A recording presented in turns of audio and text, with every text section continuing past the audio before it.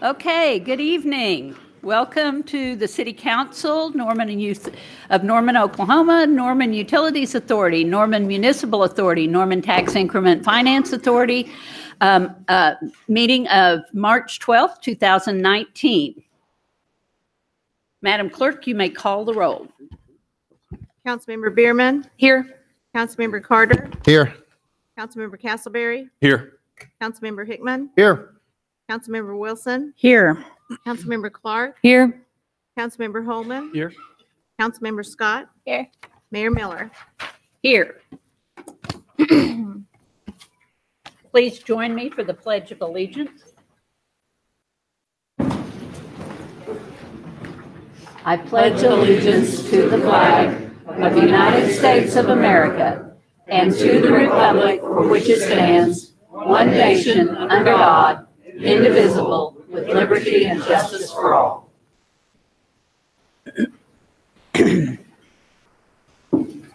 Item number 3 is approval of City Council conference minutes of January 22nd, 2019, City Council Planning and Community Development Committee meeting minutes of January 24th, and City Council Norman Utilities Authority, Norman Municipal Authority, and Norman Tax Increment Finance Authority minutes of February 26th, 2019. I need a motion to approve the minutes. So moved. Second. Motion on the floor is to approve the minutes by a show of hands. All those in favor, raise your right hand. Those opposed, same sign. That was unanimous. Item number 4 is a resolution commending and extending recognition to the American Legion on their 100th birthday anniversary. I'll entertain a motion to adopt or reject the resolution. Motion to adopt. Second. All those in favor, raise your right hand. Opposed, same sign. That was unanimous.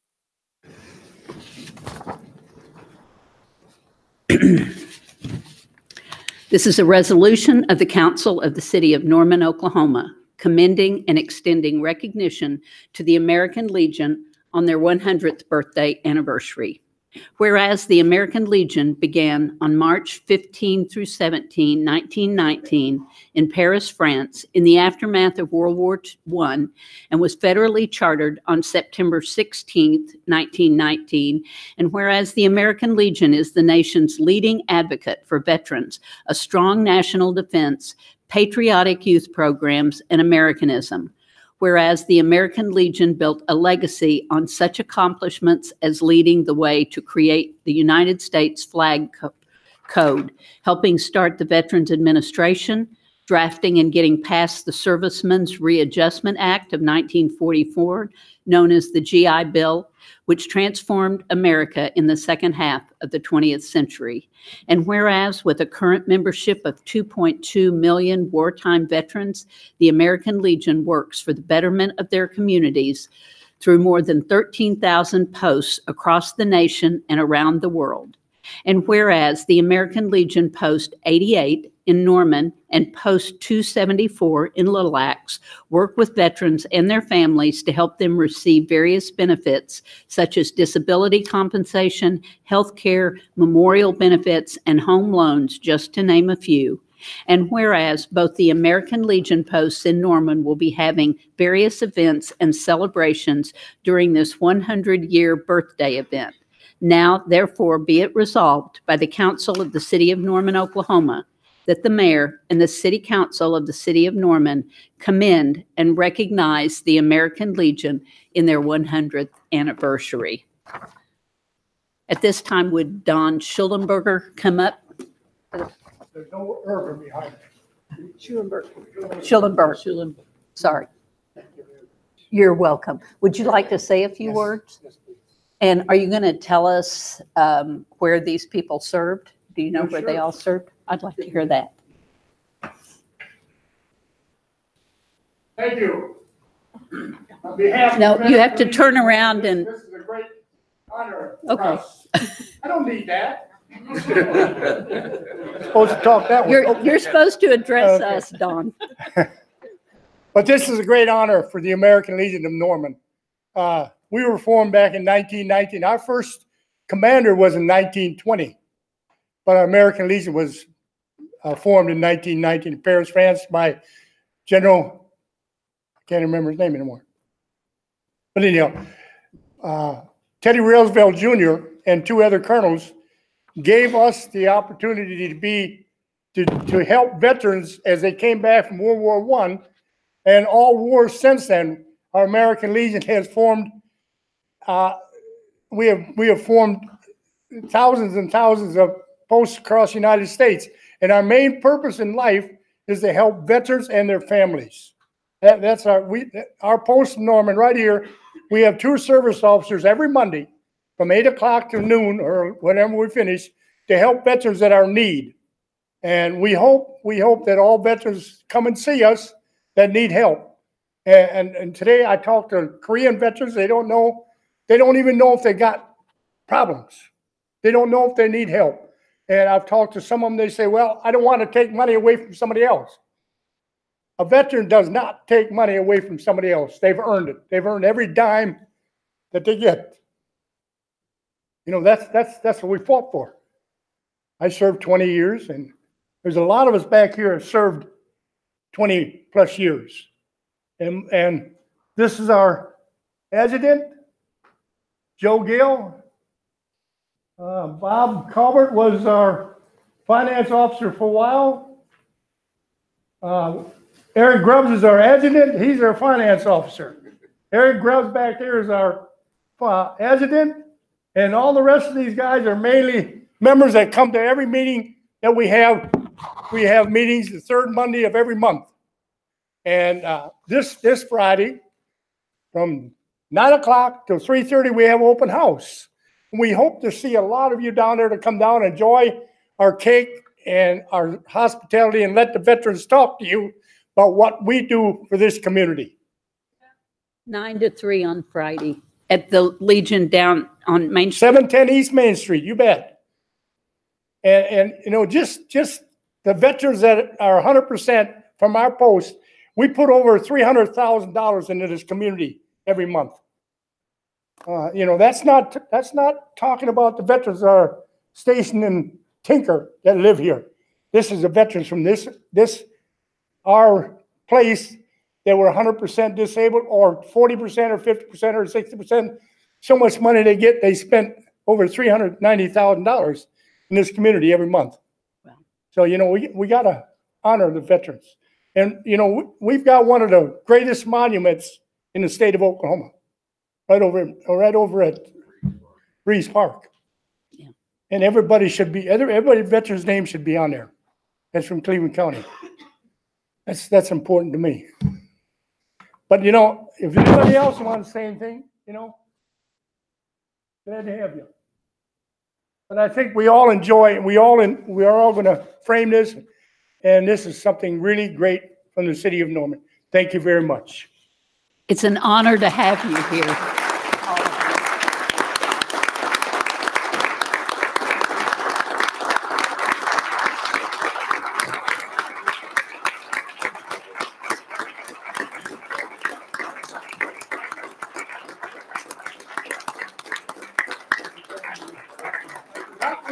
My wife, she's also a veteran. We met in Tokyo, Japan, 62 years ago. We got married. Oh.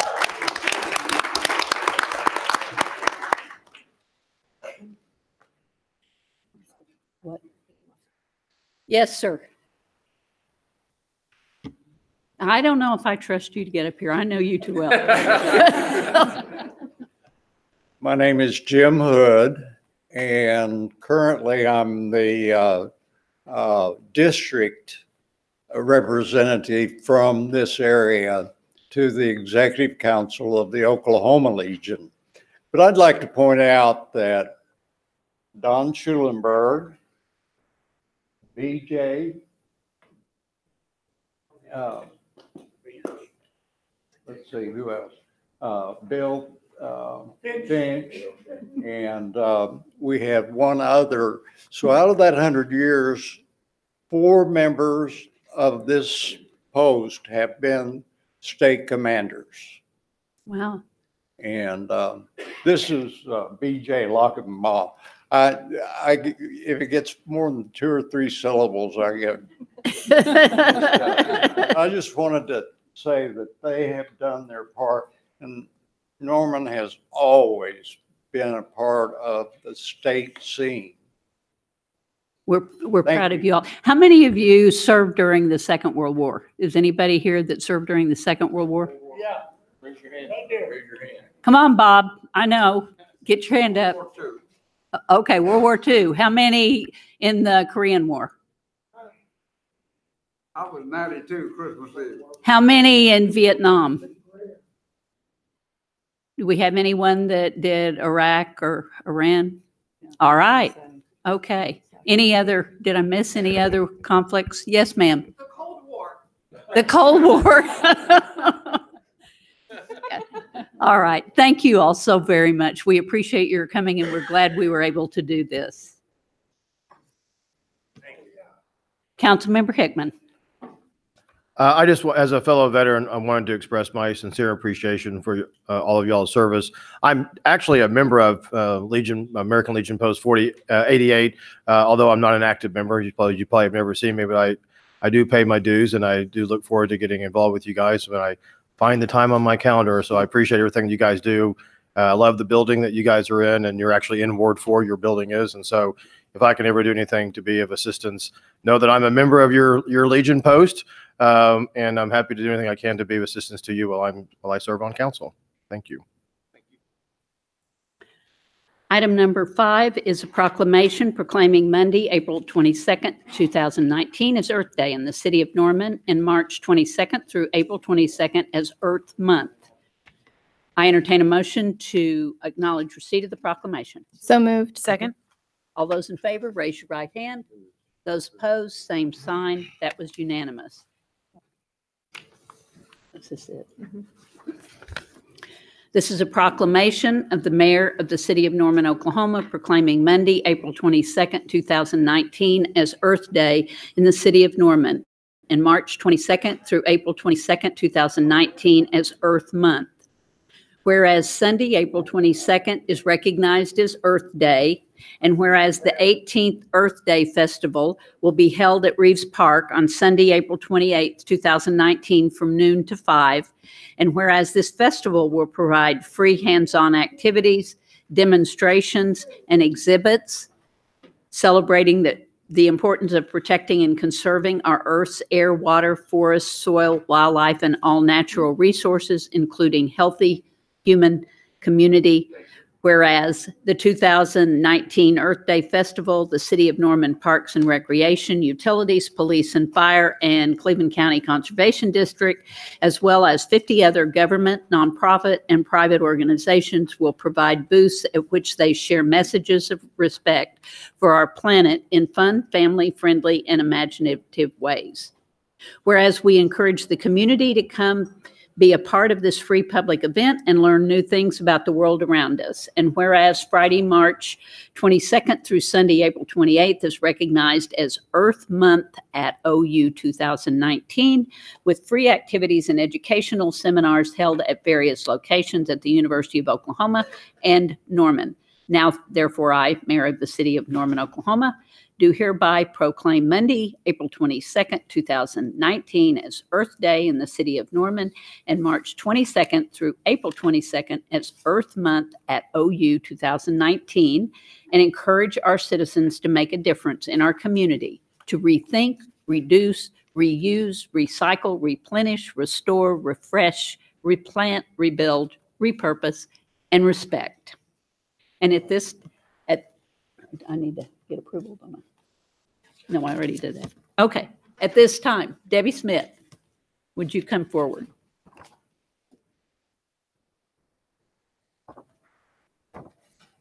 And Debbie will be at Earth Day, running the whole thing. You want to say a few words? Thank you for recognizing the importance of Earth Day and Earth Month. Protecting and conserving our resources makes a difference in Norman and shows what a wonderful community we have. Makes Norman a great place to live.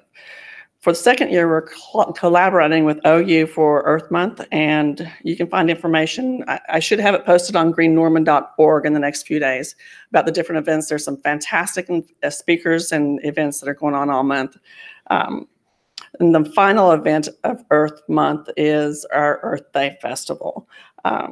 It's being organized by the Parks Department, the Utilities Department, Environmental Services Division, and the Cleveland County Conservation District. It will be held April 28th from noon to 5 at Reeves Park, and we will have 40 to 50 different booths with free activities, wonderful entertainment, food trucks, mascots. It's very, very festive.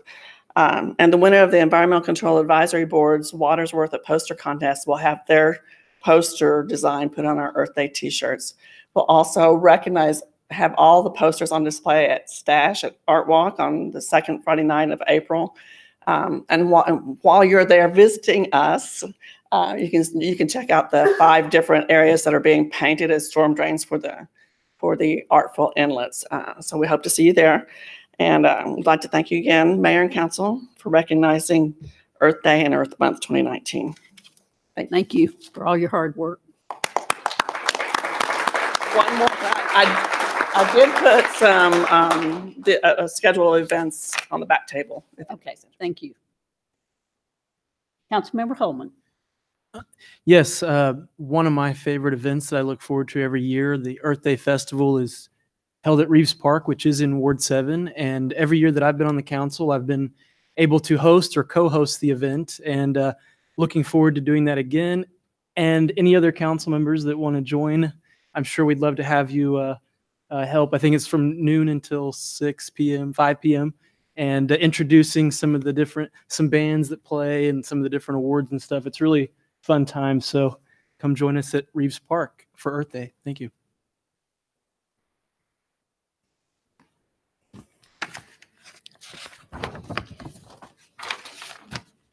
Item number 6 is the consent docket. This item is placed on the agenda so the City Council, by unanimous consent, can designate those routine agenda items that they wish to be approved or acknowledged by one motion. I need a motion to place items 7 through 15 on the consent docket. So moved. Second. All those in favor, raise your right hand. Those opposed, same sign. Joe was confusing me. Oh, Blame it okay. on Joe. All those opposed, same sign. That was unanimous. Item number 7 is an ordinance upon first reading granting special use for a school in R1 single-family dwelling district for property located at 2323 Classen Boulevard. Item 8 is the acceptance of requests for proposal, approval of a contract with Downey Construction Company in the amount of $156,421.25 and the subsequent bonds for the Neighborhood Park Concrete Trails Project, and adoption of a resolution granting tax-exempt status. Item 9 is consideration of a request from the Norman Housing Authority to waive the payment in lieu of taxes in the amount of $15,270.87 for fiscal year ending 2018. This is something we do on an annual basis. Item number 10 is the acceptance of a donation in the amount of $350 from Breckenridge Group, Norman, Oklahoma, to be used at the Norman Animal Welfare Center. Item 11 is an amendment, amendment number 1 to a contract with E&E Lawn Care, extending the contract through March 31st, 2020 for mowing, securing of structures, and the removal of health nuisances for the Code Compliance Division. Item 12 is a contract with Norman Affordable Housing Corp. And Norman Community Housing Development 2015 in the amount as agreed upon under the FYE 2019 Home Investment Partnership Program to purchase property located at 1919 Durham Place to be used as affordable rental housing in the city of Norman. Item 13 is a contract with Gibbons Property Maintenance for mowing, securing of structures, and the removal of health nuisances and easement obstructions for the Code Compliance Division through March 31st, 2020. Item 14 is consideration of the City Attorney's recommendation for approval of a court order in the amount of $19,249.22 regarding Robert Pack Workers' Compensation Commission case. Lumbar spine. Item 15 is a resolution authorizing joint petition settlement of the claim filed by Jason Howard Hauser under the Oklahoma Workers' Compensation statutes, directing the legal department to file settlement and all costs in the Workers' Compensation Commission, and authorizing and directing the finance director to purchase Workers' Compensation Commission judgment from the Risk Management Insurance Fund. I need a motion to approve or reject the consent docket. Motion to approve. Second. Are there any comments from the council regarding any item on the?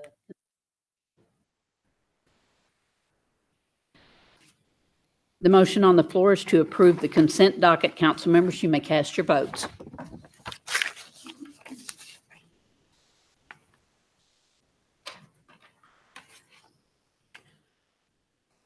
All votes have been cast and the motion docket passes unanimously. Item 16 is an ordinance rezoning property located at 421 West Gray Street from CCFBC Center City Form-Based Code to a CCPUD Center City Planned Unit Development. I'll entertain a motion or reject the ordinance on second reading, section by section. Motion to adopt. Second. Is there a representative from the applicant?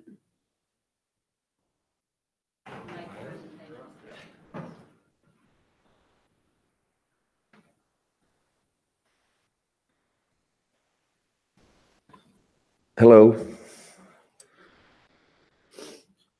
I didn't know I was up first. Yeah, I'm Craig Blankenship. I live at 441 Heritage Boulevard, Edmond, Oklahoma. I lived in Norman for many years. My kids were born here. I lived on Boyd Street.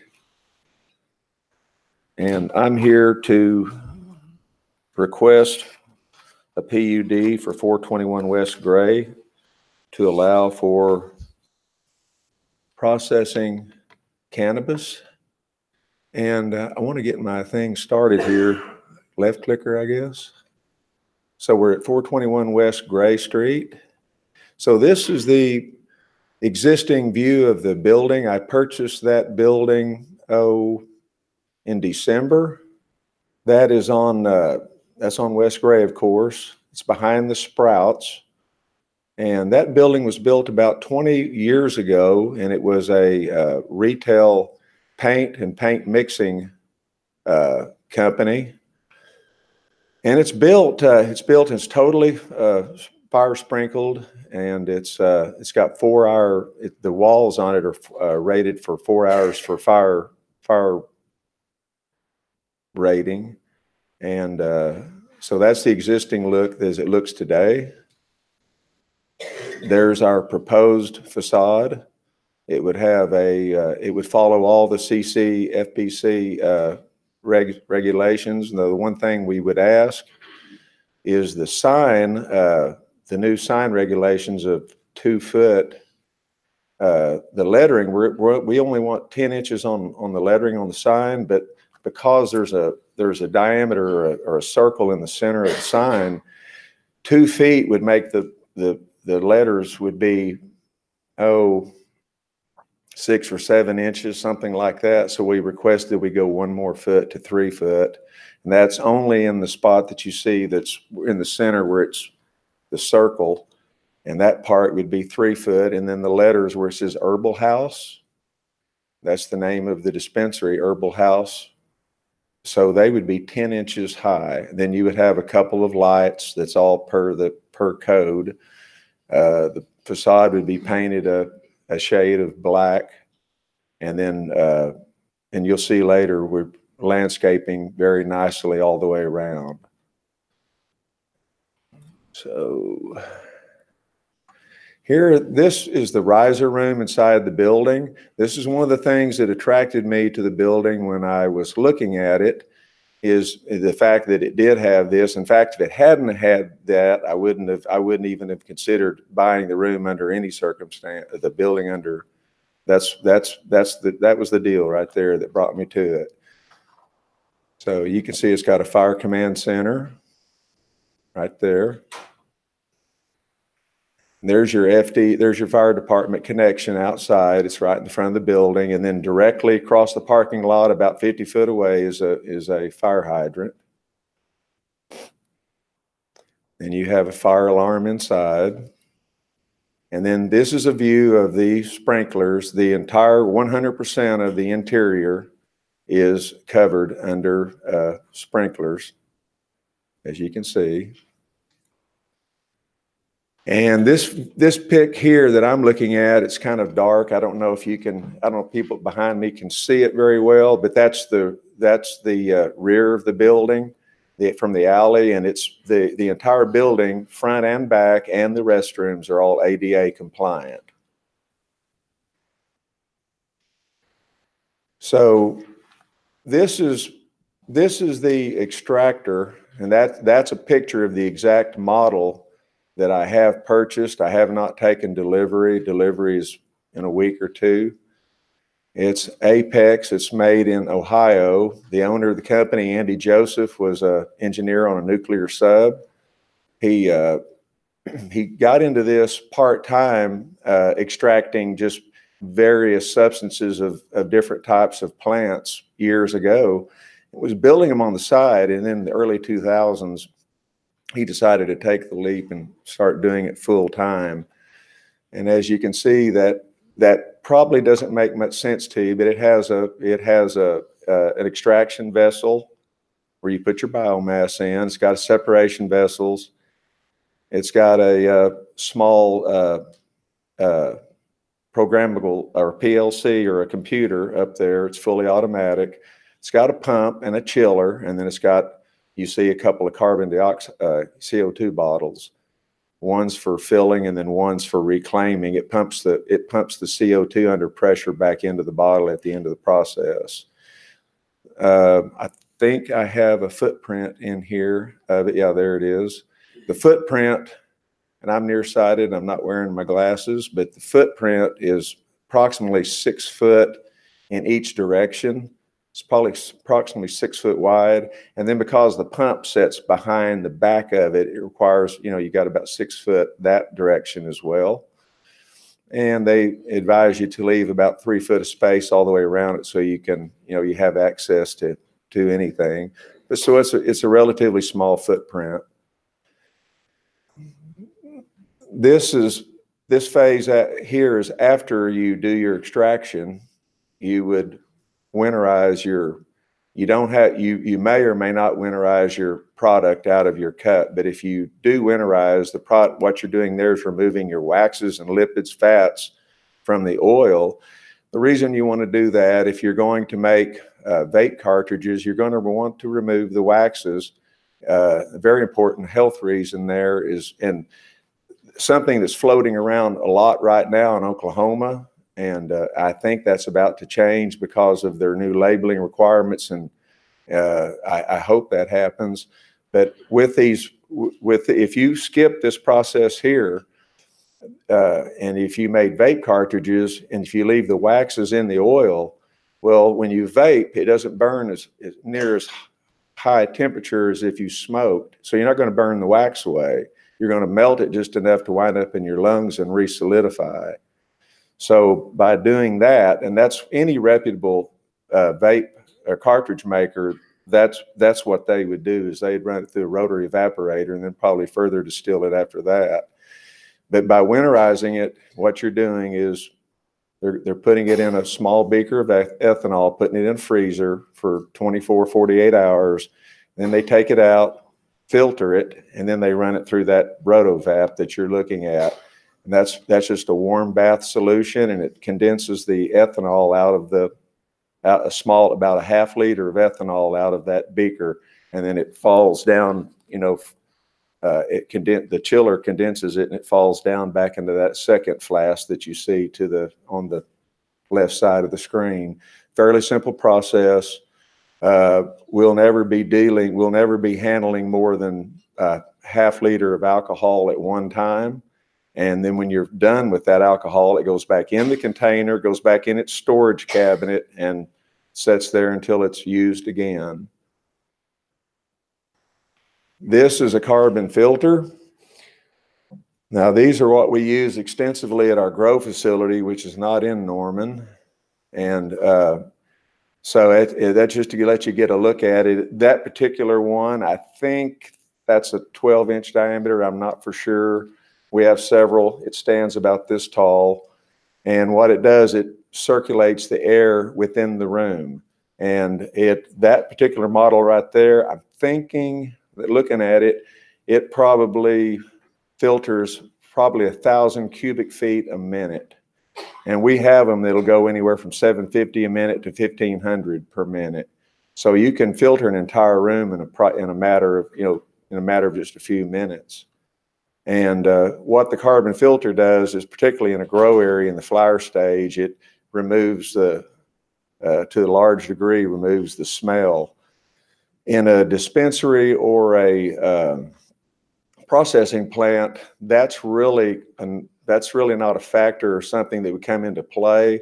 In our processing, any and all materials we receive here would already be ground. They would be dried and ground and decarbed already, just like you would see in like a Folgers coffee can, if you can imagine that in your mind. It would come in a sealed container, and then they would go straight into the processor. So in other words, there won't be any ovens that are drying or curing biomass at that facility. We have another grow facility so as soon as we cure it, hang it and cure it there, we'd grind it and then decarb it.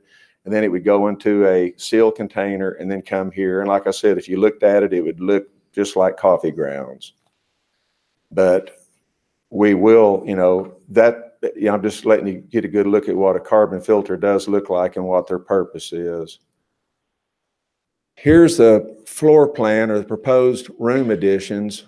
And that's about the best I could get on trying to enlarge the thing. But so as you see, this is approximately a 5,600 square foot building. And in the front of it, so you see towards the front of the building in the white areas, that will, towards the left, that will be the dispensary area, approximately 2,500 square foot, have 2 bathrooms, ADA compliant. And then the shaded areas that you see in there are the areas that I'm working with the city engineers on getting that permitted and getting it. I've had a few meetings with them, and we're going over several things, just trying to make sure that everything's done to the requirements that it would take to get it done right. But in that, I can't read the words up there, but just going from memory, starting from the left, we'll have a storage room where we keep product stored at the end of the day. In other words, it'll be locked up in a large safe. And then the room right behind that one, again on the left, will be an office for the manager. And then across the hall, and then you'll have egress out the back. And then we also have egress out the back door, the way the building was originally built. And then we'll have an employee break room that you see right there, that long, narrow room. And then there's a little lounge area behind that. And then there's a packing area for shipping, receiving, packing.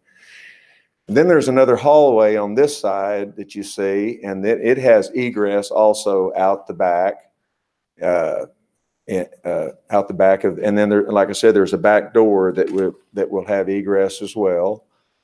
And then on the far end on this side, in approximately it's 23 foot by 20 foot, that would be your lab area.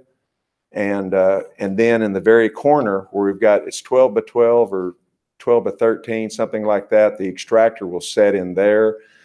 I'll have that room. That room would be soundproofed, and that's the only purpose of the only purpose of that room would be for that purpose. Now, when you're processing with CO2, it's not flammable, it's not explosive, but it's an asphyxiant, as you know.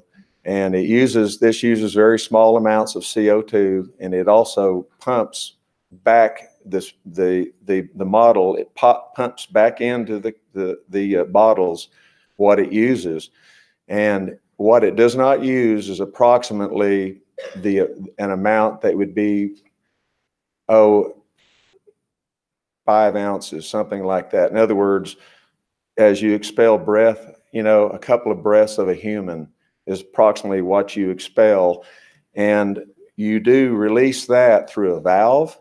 And we would have to run a vent line. You'd run a vent line from the vent valve on the extractor, and then you would run it out to the exterior of the building. And we're not talking about, like I said, you have to keep in mind the amount that you're venting is literally like a couple of breaths from a human. That's what we all exhale, is CO2. And then the area that's white, the area in the front of the building to the very right, that's a commercial kitchen area. I'm working with Bob Christian and Amber and several of those people trying to get all that right, correct, and the right things in it. And then I can't remember his name, but it's a gentleman with either Cleveland County or the state that sent me a food manufacturing permit, and he's very helpful, and he's telling me all the types of things that I have to have. And then he said before, then he would come by and inspect it and help. So I don't know exactly how that interfaces with City of Norman, because you get into this and you got people coming at you from lots of directions. But so I know that I have to have approval from that person as well. So, but in that corner, in that part of the building, which is approximately 16 foot wide by 29 foot long, it would have a triple sink in it with a backsplash, and it would have a separate sink with a hand wash, which it already has for hand washing, and that the facility already has a mop room that's required. It's perfect for all that because it already has all those things. The one thing it does not have a grease hood, exhaust hood. Now, we would never be cooking anything with grease. That's not in the plan. As far as manufacturing anything, it would be more of a corn syrup type material, which is something you would heat. And so it would be, we would plan to have an electric range, not gas, but an electric range. And then we'd have to have some type of vent hood installed, just like a commercial kitchen would above that. And then, of course, it'd be a refrigerator. There won't be any deep frying or anything like that. So there's just not any. It won't be a large elaborate kitchen because we don't need that much stuff. See, what do I have next? There's our sign and logo that I was telling you about on the front of the building. So what we were requesting was that portion be allowed to be 3 foot tall instead of 2, just so you can read it from the street. Any questions on that, or just keep moving? So, and this picture here that I have up, this is just showing that, like, we have sprouts. We're behind sprouts, but I did a quick search on just the sprouts around. I don't know what it is about sprouts and dispensaries, but every single one of them in the city has one near it. And this is North 63rd and May right here, and as you can see, it's directly across the street. And then that's me, that's sprouts, and that's me standing inside the dispensary taking a picture of the sprouts. And that's I'm trying to think of if there's anything else. I think, like I was also saying, is I don't know what happened to the pit. I don't know if it was left out, but one of the things we are requesting also is to make, can I back up on this thing? Let me do that.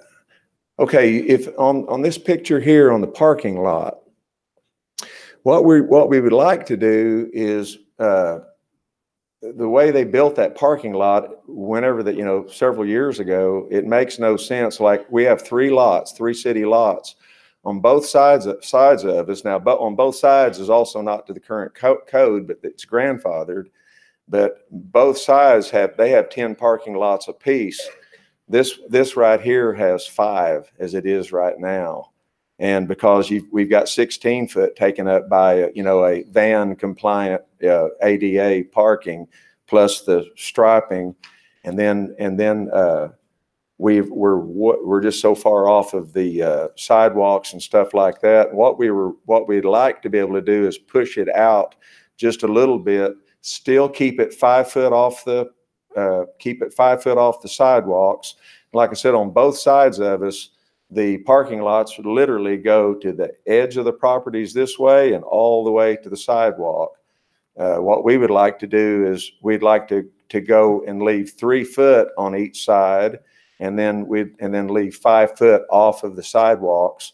And what that would do, right now, when you pull in, you're literally, when you go to pull back out, the car that's parked over here on the other side is literally right behind you.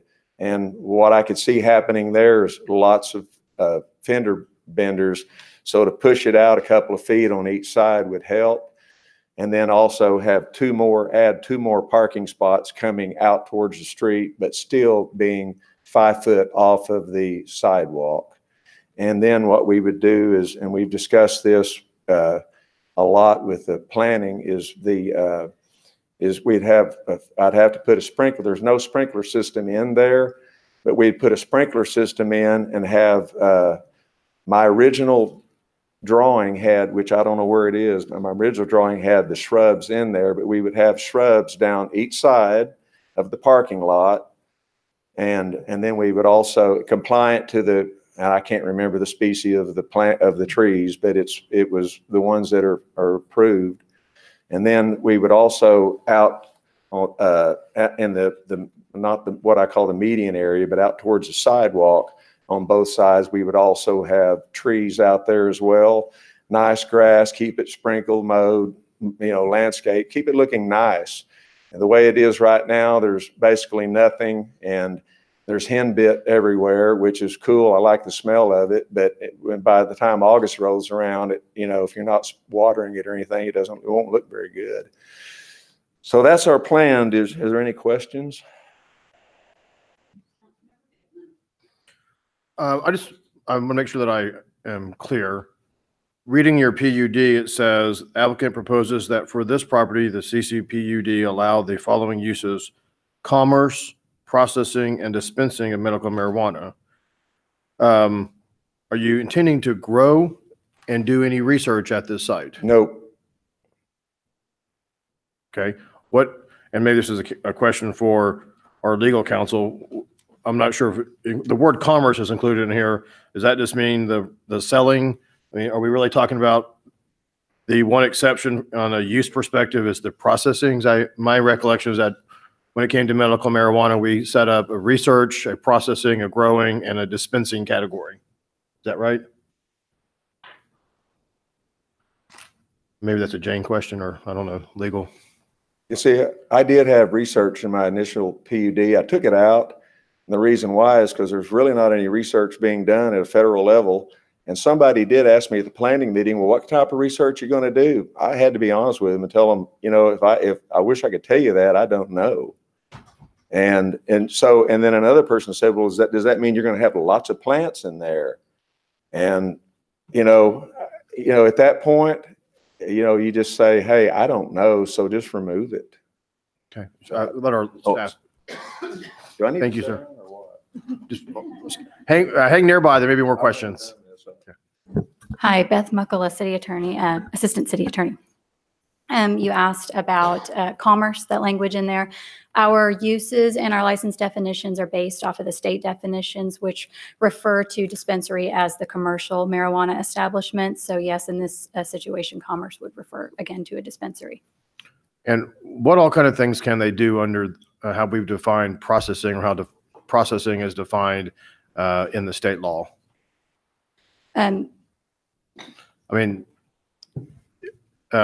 It sounds like that can involve cooking, other kinds of things to create the different kinds of products. Is that right? Processing could be more broad than the activities that the applicant has described that he intends to do today. That's true. It could involve cooking. There is a state definition of processing. And again, that's what our ordinance currently embodies. And if I recall, our ordinance does not include any kind of, or doesn't include any kind of odor control system for processing. Currently, no, neither state law nor our ordinance has any specific odor control requirements. Okay, thanks, Beth. So I have one quick follow-up question for you. I assume that if there is any processing, I'll say cooking done and preparing any products, that there would be some exhaust associated with that would potentially have Yes. an odor? No. Now, I did mention that I would have a commercial kitchen in the front, and you would be using processed oil, infusing that into corn syrup to make gummies. There would be no smell from that. Your oven vent or the exhaust vent, it's a heat condensation vent.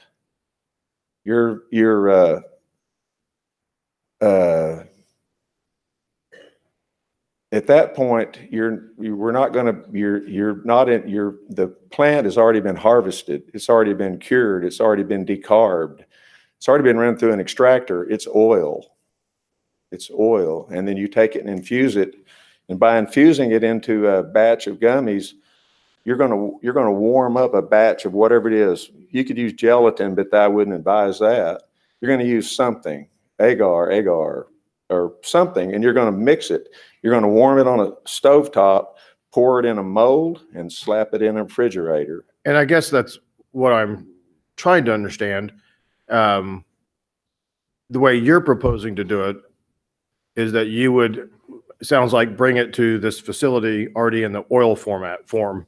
No, it would come in the ground. It would come in a decarb, dried ground format, and then be run through the extractor. It's literally the extractor tube that you load it in. The biomass tube is literally a round tube, and you just take the top of it off, pour it in, tighten it up, turn it on, and then it processes. It depends on how much biomass you put in it to process. But an hour or two, first you can pull the terpenes out at a subcritical level. You pull the THC out at a supercritical level, which means you're turning the subcritical, you're never converting the gas to liquid. And in the supercritical level, you're converting the CO2 to liquid and then back to gas again. So, and then when it comes out of that cup, it just looks like kind of like goo, kind of like peanut butter. And then you process that. But at that point, any issue with smell, that's gone. There's whether you process there or not, there's no smell. Now, I will say this: the reason that I am decarbing at my other facility is because when you dry and decarb, that would have a smell, and I'm straight up telling you that, and that's why I'm doing it at the other facility. Now, the reason that want to do this here is because I purchased that building because it's got the way it's set up because of like I told you, the fire protection, but also the fact that it's clean. My other facility, I'm in the oil field. That's my energy services business. That's my primary occupation. And it's just not a suitable place to set up a state licensed food manufacturing and stuff like that. But that's why I was mentioning that exhaust hood I was mentioning to you, is that would so that just to take condensate of heat and condensation off of warming up corn syrup and liquids to make gummies. Okay, and what did you call it? Decarb, and what was the other thing that you do at the other? When you decarb, so when you dry your plant, you said decarb and something else. What was the other term? Curing. Okay, yeah. Drying it. You have to dry it. But so the reason you decarb it is because you've got THCA in it, and by decarbing it, heating it, you're releasing the A to get the THC. If you ate it before you've decarbed it, it'll do nothing. You'd experience nothing. Do nothing for you. By releasing the A is where you get your THC. So that's why you have to decarb it. It's just, you're just heating it at people used to do it in their oven at home, but it'll smell because you're heating that sucker up. I was gonna say, when I hear cooking, I think about when I cook, I smell the food, bacon or whatever it might be that I'm cooking, and so I'm trying to understand this process. So yeah, and that, yes, correct. But at the process that we're at, after you refine your product, it comes out of your extractor, you winterize it, and then you can rotovape it and then also short path distill it. But when you're done with a very potent, clear oil, just an oil. And that's all it is. And it's not releasing this big, huge smell or anything. So then you take small amounts of that. It's just you use a mathematical formula to mix it into whatever the batch you're making. And we will basically just be heating it up. Well, that's just one product. The gummies, the only reason I need that stove and the hood is to make gummies. The other thing that we'd be making is elixirs, tinctures, you know, or you might make vape cartridges. And that was, you know, I was telling you early on about the dangers of having wax in your oil, or why you should remove the wax. And so we intend to also make vape cartridges, but basically all that is that's just a little machine that's just, you know, you put the oil in the machine and it fills your cartridges. There's nothing, you're not cooking anything, you're not doing, you know, but gummies, the way the market's evolved, I was up in Colorado. I used to spend a lot of time climbing up there in the winter and summer. And I was back up in Estes Park in August. So I stopped by Boulder's, a place I used to hang out a lot. And I stopped in a place there a couple of times. And I talked to the manager there and I asked him, you know, I said, what, you know, your product nowadays, what's selling? And he said, as far as flour, people smoking flour, he said, we're down to probably 20%. And he said, the big deal now is, you know, is vape, you know, vape oil and gummies. So that's when it started getting in my mind, you know, well, if you're going to do vape, you need to do it. You need to make sure you're processing something safe. And I can tell you that they're rapidly changing the regulations. OMMA is to make everything safer. But like as of this moment or as of last week, the products, a lot of the products they're selling out there, they don't have batch lots on it. They don't have certificate of analysis. They don't have the content. You know, I know all that's coming, but you know, so I'd like to be able to stand up here and say that I'd be the only one doing that, but everybody's going to be required to do it, and you know now. Okay, But, we're talking about zoning. yes. Zoning this building. So we've gotten into manufacture, and I know you were asked the question. I'm just wondering if we could get back to the zoning part. Okay, Councilmember Bierman. I may have, I don't know if my question's been answered or if I just forgot my question. So I'll move on to question number 2. I'm really happy that you're planting trees. I know that you probably haven't plugged into local Norman politics recently, but planting trees is always a good thing. We've been talking a lot about trees recently. I just want to make sure that when you do plant the trees, that they are not located close enough to power lines that they'll need to be drastically trimmed in future years. I think I saw from the Google Map image that it's not located. Yeah, near any actually, power the lines. planning, I wish I could remember everybody's name, but they're actually kind of telling me where they think they should be. Okay. So because what I told them what I wanted, and my first choice really wasn't what their first choice. I said, well, let's just roll with what you prefer. But yeah, where I live, I own 2 lots, and and my son's sitting back there too, and the 2 of us together probably have $500,000 of trees in our yards. We extensively landscape, and I believe in that, and so I don't want to put my name on something and then have a bunch of dead grass out in front of it. I completely appreciate that. This part of Gray Street has a lot of potential. And I am really excited to see you come in there and kind of start to revive it. If I read through the documents provided to us correctly, you have a grow facility in South Oklahoma City. Yes. Is that correct? Have you had any complaints about odor from that facility? Because for those who don't know, in the growing is where the majority of the odor can come Right. from. No, So I'm on 5 acres, and it's primarily it is an industrial area. Mm-hmm. So I'm on 5 fenced acres, and I have security, I have all that, but the closest building to me is several hundred feet away, and so I haven't heard. Okay. No complaints from employees or your security team or anything like that about the smell. Okay. I think that'll do it for me. Thank you. Councilmember Clark.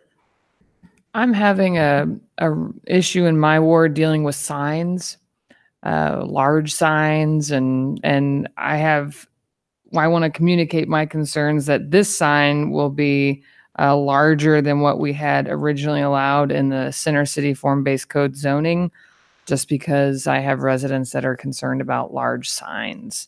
So is that entirely necessary to make it larger? I understand wanting to see the letters from the road, but it looks like the letters of the sign will remain the 10 inches in height. So is there a way to keep it within the code as we've written it? Well, one of the reasons, I don't know if going, but we're talking about just in the center where if you saw the logo where the round part is, that's the only part that would be the only part that's 3 foot, and the letters would be. But on my property line, I have a 10-foot tall monument sign from my next door neighbor. If you driving down the road, you can't even see the front of my building. To be honest with you, and I know all that's grandfathered, but you next door on both sides, you got these huge signs. Then I've got this little bitty, I don't know, but hey, I'll do whatever's required. But I just feel like that a person going down the road should be able to read the sign on the building. It's 65 foot off the road. Okay. Thank you. Councilmember Scott.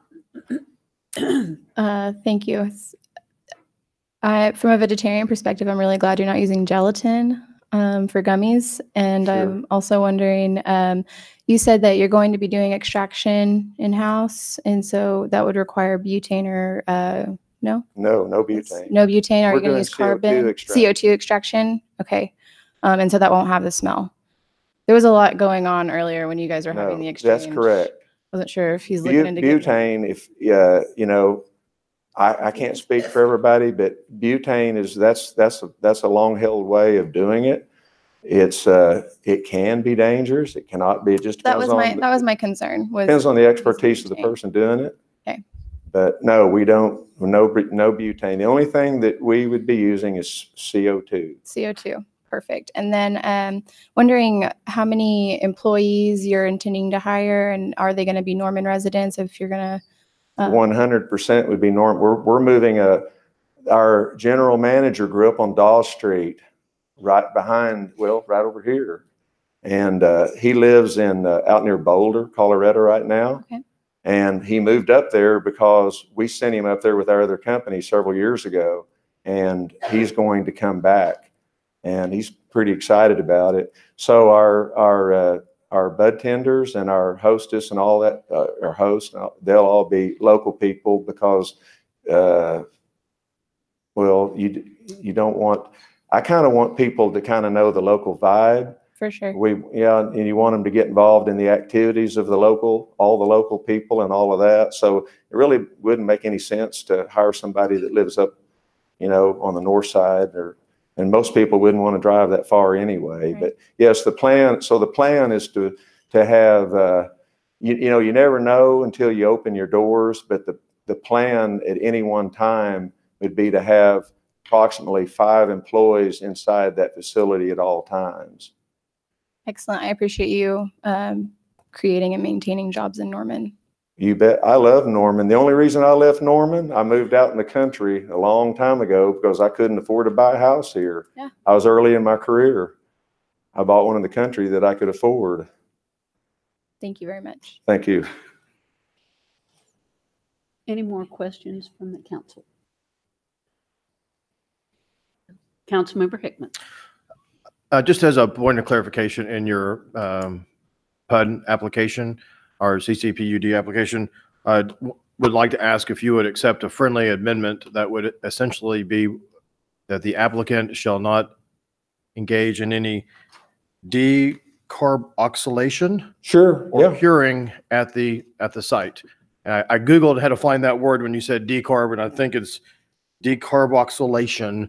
Is a really neat article about, right. The process. Yes. No, I have no qualms with that whatsoever. Okay, then I would move to amend the PUD narrative to indicate that the applicant shall not engage in any decarboxylation or curing at the location.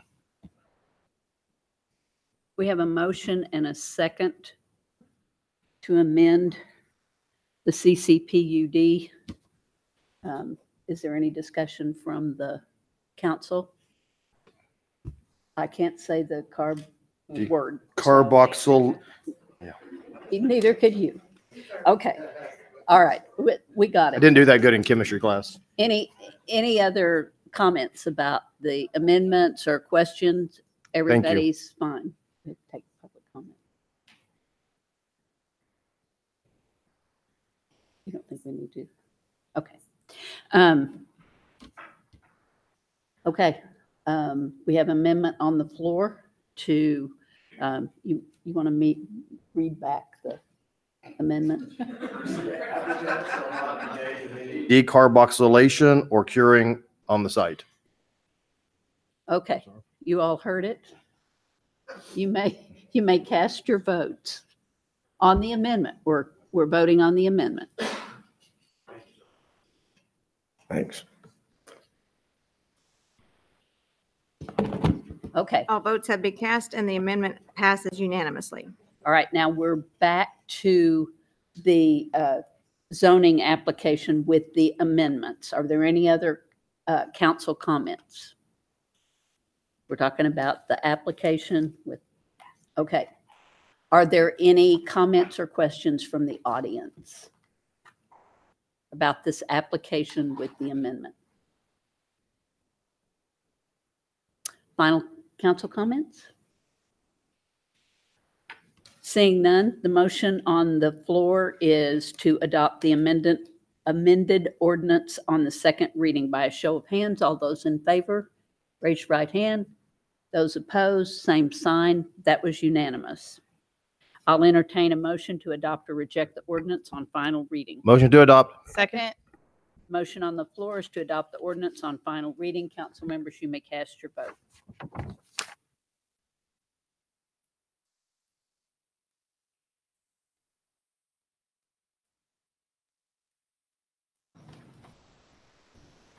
All votes have been to adopt the ordinance upon final reading as amended, passes unanimously.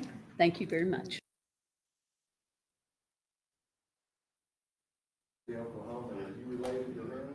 I'm not, I have a very small family tree.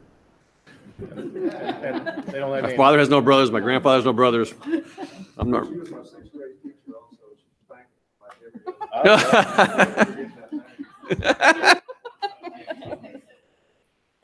All right. Item number 17 is a resolution of the Council of the City of Norman, Oklahoma, granting an appeal of the temporary administrative delay to allow the submittal of an application for 405 Park Avenue.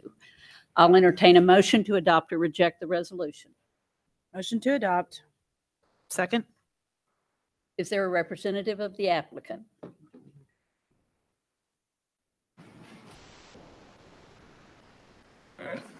Good evening, Mayor and City Council. My name is Chad Trace, and I am the contractor for this application for the applicants. And the application I'm presenting tonight is related to 405 Park Drive. My clients are proposing to add on to the existing structure of the house. Let's see, I've got some slides. Let's see. All right, here's the current, this is a site plan that we have showing the existing structure, which is the front of the house. The current existing structure is 1,602 square feet, which a footprint of 802 square feet. It currently is 2 bedrooms and 1 bath, which with a kitchen, small kitchen located inside. So we are proposing to add an additional 2,056 square feet of living space, which will add about 1,150 square foot of footprint to the house. With the addition, the new structure will have 3 bedrooms and 3.5 baths. So we'll be converting one of the bedrooms downstairs into a bedroom, and I'll go through some slides with that and show that on the floor plans. There we go. Let's see. All right. A couple of them didn't get on there, but that's okay. The current part of the house right here, I can see this black line. This is the This is the back of the house currently, right here. And we've got, as it is now, we have the living room is here. This is the dining room. And right here is where the kitchen is located, along with washer and dryer. So what we are proposing is we're going to add an existing, new square footage to the back of the house. Let's see, this is actually there we go. I had the second floor on there. Sorry. So this is the first floor again, living room, and then this is the dining room and the kitchen area here. So what we're proposing is that this will remain kind of the living room. We'll knock out a wall here and go into the new addition that we have, which will be the kitchen here. And then we'll have a bedroom. The existing dining room will now become a bedroom, and adding a master bath, laundry room to the downstairs part. We'll also have a covered patio at the back of the house. This is the second floor, and currently on the second floor, this is a bedroom here, and this is a bedroom as well. This bedroom here will now become a game room, and then we're adding two kind of master suites back to this side. We got a master bedroom here with a full closet, master bath, and the same over here. This was an existing bedroom that we're turning into a closet with a new bedroom and a bathroom attached to that. So we will be getting on the downstairs where the existing kitchen is. We will be removing that, and that will become basically a closet, kind of a storage closet, if you will.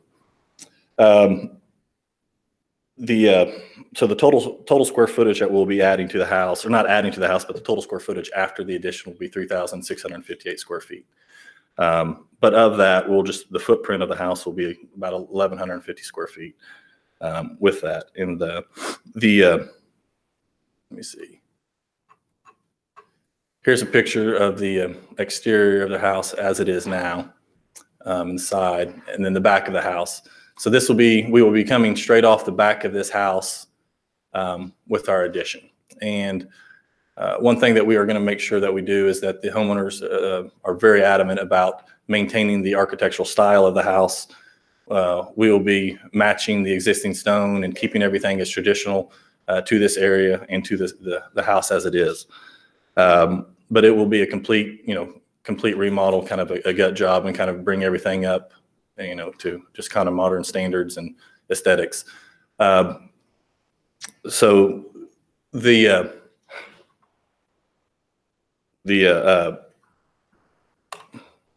main thing that we're asking here, though, just kind of real quick in closing, and you guys can ask questions, is that since the site is located in the CCFBC area currently under the administrative delay, we're asking the City Council to grant appeal of the temporary administrative delay to allow the submittal of the application for 405 Park Drive, so we can proceed with the addition to the back of the house and remodel the existing structure. And so with that, I don't know if you have any questions for me as far as, in regards to this project. Any questions from the council? Councilmember Bierman. It's looking like, are you going to have to remove any trees from the back of this property? We will have to remove one tree from the back of the property. Let me see if you can see it from back. You really can't. There is a large, I think, a hackberry tree, I think is what it's called, that is basically right in the way of the project of what we'll be doing. How old is that tree? Do you know? I don't know. I couldn't answer that. I mean, I'd say it's old. I mean, it's a tall tree. So we would have to remove that tree. There's really probably no way around it. We looked at see if there's possible ways that we could just trim it, but I think it would cause foundation issues and problems if we proceeded and tried to leave it. Were there any efforts to change the design in order to not have to remove such a large tree? No, there has not been. I think that's my only question for now. Okay, remember, we're really just talking about the appeal of the administrative delay to get started. We're not, okay. Councilmember Hickman. We're not voting on approving this CCPUD application tonight, No. right? So they'd still have to come back and apply. Right, we're just talking about whether or not we're willing to let them move ahead. Yeah. Okay. Yeah, move ahead just with the application. Okay, so my question is, why do you need us to lift this administrative delay in order for you to proceed?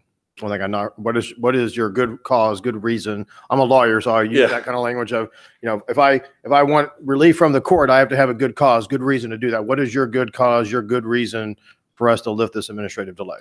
Well, I think it's just one of it is we're taking existing house that, it's a beautiful house, but if you go inside of it, it's beat down and run down. And so the applicants and the owners of this have a desire just, to take it and make it one of the residents and, add more square footage to it. As it is now, the kitchen and it probably has about 5 feet of cabinet space, washer and dryers located in the kitchen area. It's just, for someone to live there, it's not really feasible. You could do it, but it's not really feasible. So we're asking, we're asking for that so we can, just better the property, better the structure. And I understand all that. Let me ask my question this way: is all of the design work and paperwork and the CCPUD itself, is everything done and ready so that if we approve this tonight, you would have that presented to city staff to have it put on our next council agenda? Yes, I believe so. I think we got everything in place with that. I don't know who you were pointing to. I'm sorry. Oh, Jane. Oh, I've been working with members with getting that application and getting everything going with that process and getting that. The process. Yes, the applicants actually submitted, or didn't actually submit. We're waiting to see what you guys would decide, but they have everything ready to go if it is released, and they can submit it for April Planning Commission. Is there any hardship on the property owner if we don't lift this administrative delay? Because I think we're already a couple months into this, where you could submit it in, I believe it would be July, when the time period would run. Is there a reason why you can't wait? I guess is what I'm wondering. Well, if we have to wait, we have to wait. But it's just, the applicants would like to proceed as quick as possible. I think they've had this property for a while and just would like to get moving on with the construction and getting the addition done. At the time, we were unaware of the administrative delay and any of the, so it's just, they want to just proceed. And so that's why we're asking for that. And if it doesn't, then, we'll wait. But it's all in good intentions of just to, better the property, if you will. Because part of the concern is, we don't know exactly what we're going to change in the form-based code. Right. It could help you. It may not. I don't know. And that's part of why we push this pause button with the administrative delay, to give our staff time to analyze, any issues that there might be, and for us to get public input on what, if any, changes we should make to the form-based code. And if we make changes that would affect this area, we're just kind of creating another exception to the rule by allowing you to go forward. And so I'm not trying to be difficult. I'm just trying to understand, a good reason why we should allow you guys to go forward. I think what you're proposing to do, I know this house well, and it's a really cool lot and location and home. I'm just needing to understand, like I said, the good cause to allow you to go forward versus just you waiting until July. Yeah. Well, I think it's just, they're just eager to get going on it. It's not an issue of where they need a place to live or anything like that. It's just, as anybody that has a project going on, they want to get it going as quick as possible. And my understanding with the delay and everything, like you said, working on developing new codes and everything, was most things, a lot of the issues, it seemed like, was stemming from a lot of complaints from local, neighbors in this area of structures that are being built or that were not appealing or pleasing. And so I don't think that's the case with this one. It's the full intentions of taking the existing structure as it is and just and making it almost look like there wasn't even a remodel done to it. Just not really much is going to be done to the outside of it or anything. We're just going to add on to the addition, use existing stone and everything. So we're not really doing anything that would, I think, cause any problems with any neighbors or anything. We're actually going to be, I think, making it better. So, and I guess this is more of a question for staff. What are the what are the reasons why they're having to follow a PUD versus just the straight form code? If you could explain that to us and for the public. So they're moving forward with CCPUD.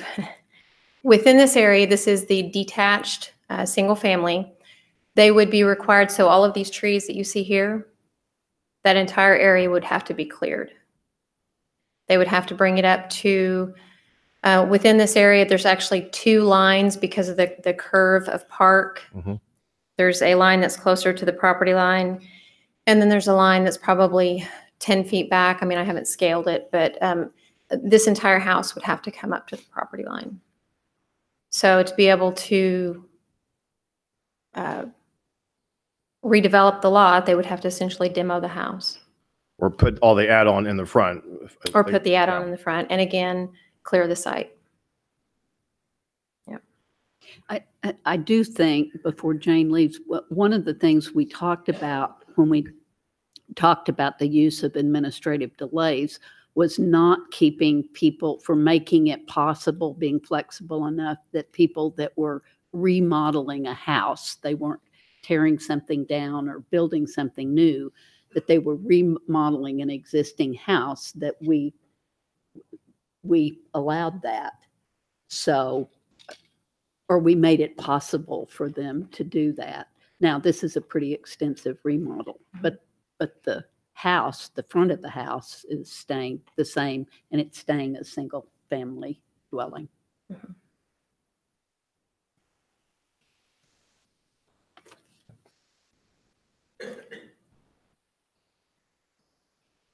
Other questions? Councilmember Carter. I just pulled it up on the internet, got 25 different pictures of this house inside and out and of the lot. And I just think people in this town are real sensitive, especially in Core Norman, to the removal of big trees. So I'm going to be very interested in all the alternatives that you pursued before you decide to remove the big tree in question. I'm still having trouble finding that tree on these maps that I'm looking at, but well, it's if you know, the applicants in there, the homeowners, they're very sensitive to that as well. I mean, if there's a way they could keep it, you know, I think they would. I mean, they're, you know, they kind of are really appreciate nature and all that kind of stuff, and so that's, you know, we're making sure that, you know, that's the only one that has to be touched. I'll be curious to see, you know, what alternatives you might have explored in your floor plan layout, you know, that might have given consideration. Again, I don't really see a tree directly behind the property. Do you have another pic? Yeah, let's see. Like your picture there. Yeah, it's back here, and it's off of, it's setting off of this corner of this house. It's probably about 5 feet off the back of that corner of the house, and it's basically almost kind of right in line with it. The edge of this house is probably about a foot in front of the tree, but you know, if we do a footing or any type of, you know, anything there, I think it'll cause problems with that. If you had like a forester or a second opinion on what that might, we can certainly explore that. That would make me feel more comfortable. We can certainly explore any alternatives or options with. If you've looked at some way to preserve that tree, you know. Yeah. Yeah. Well, a lot of it is not just the trunk of the tree, but also it's got, you know, several large limbs that are kind of overhanging this area that would be right in the way of the roof line on that second story. Well, see, this is kind of a perfect circumstance where it'd be nice if the city had a forester that you could consult with, or arborist that, you know, would explore those avenues on behalf of the public.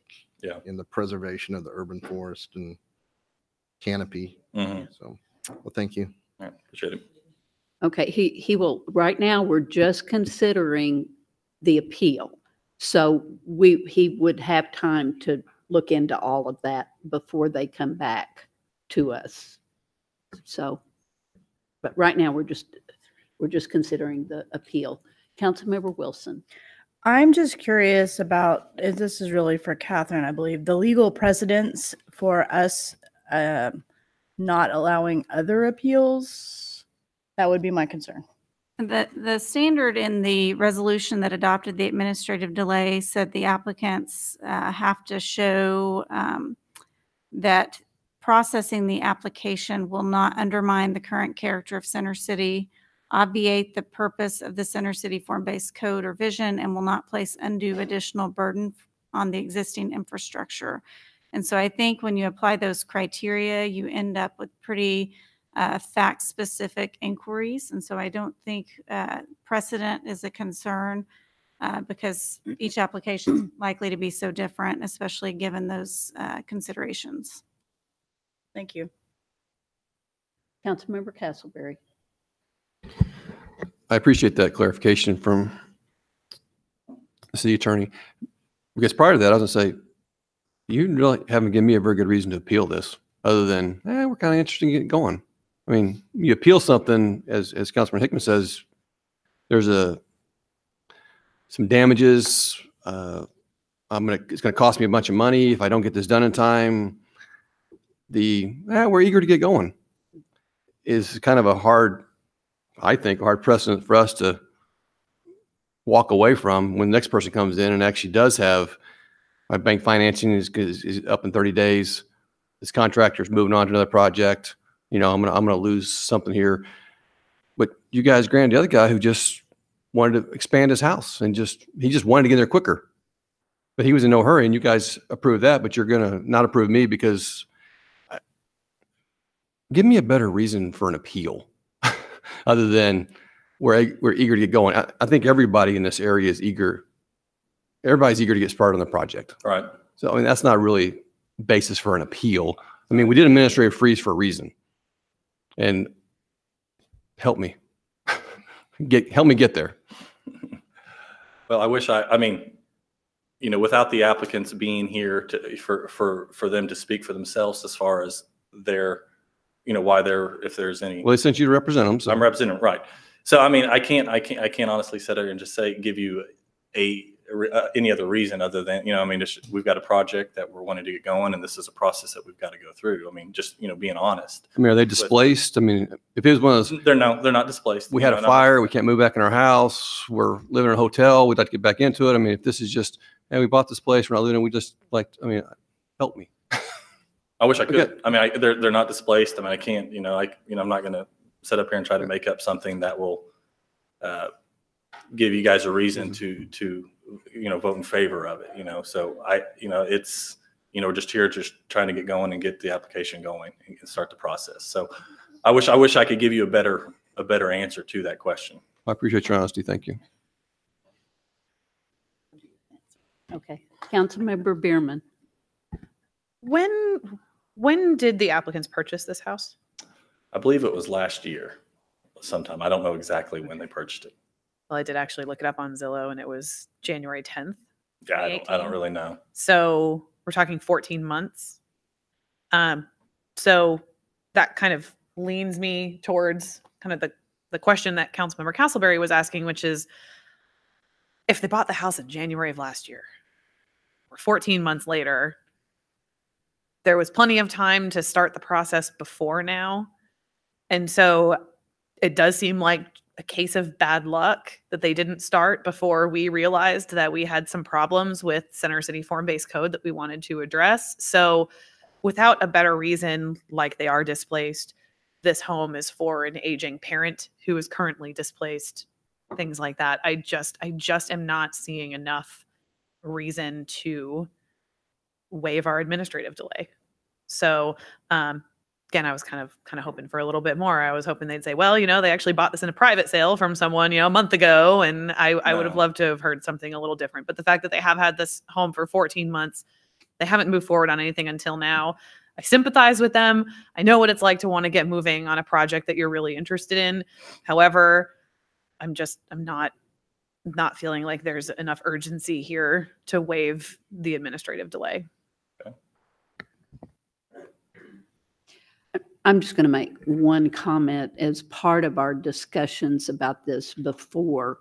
And we've been having, we had quite a long meeting today about the Center City form-based code and the administrative delay and all the things that our staff is looking at. But in the original conversation about this earlier in the week, one of the things that struck me was the fact that if we had left this area of Center City zoned the way it originally was, this is R1. If we hadn't amended it on the floor, they would have been R1 and they would have been able to move forward with this. So that was kind of one of the things that made me feel like, well, and that's one of the things that I think we want to look at changing. But that was one of the things that made me feel like, we changed that. We changed the situation here. We're looking at the problems that it caused. And so to me, that was another reason why we should look at going ahead and accepting the appeal. Okay, Councilmember Wilson.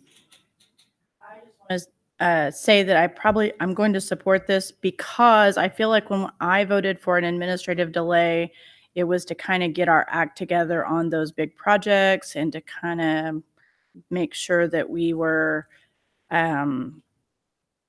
being thoughtful in our forward movement in this area. And I feel like this project actually will benefit the area, and I don't want the administrative delay to burden residents, people that are adding to the street and adding to the area. So I will support this for that reason, and the fact that Ms. Walker said that we don't set any precedents with that. So this is an opportunity for members of the public to make comments regarding this item.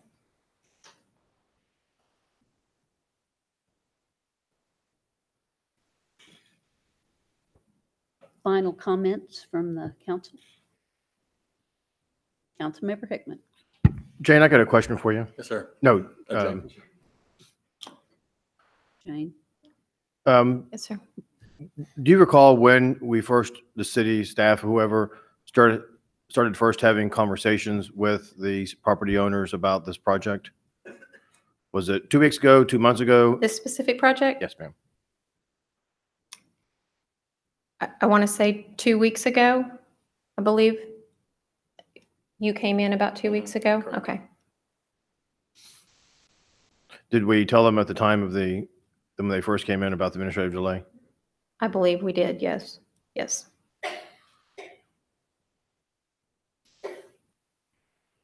Okay, thank you. Mhm.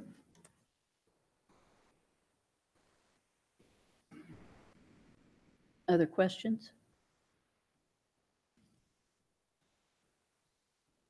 Motion on the floor is to adopt the resolution. Council members, you may cast your votes.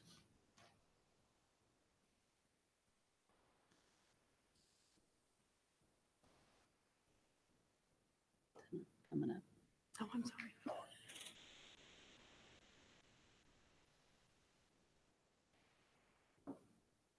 All votes have been cast and the motion passes by a vote of 5 to 4. Voting against, Councilmember Hickman, Councilmember Castleberry, Councilmember Carter, Councilmember Bierman. Thank you very much. All right. Thank you all.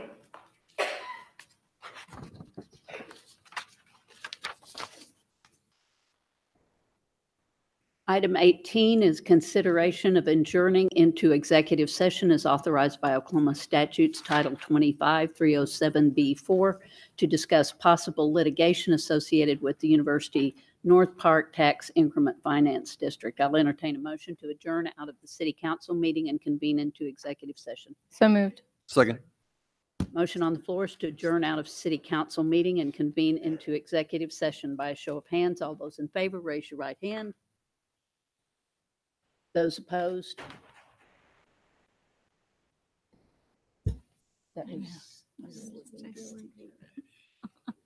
It passes with a vote of 7 to 2. The Councilmember Bierman and Councilmember Hickman are voting no.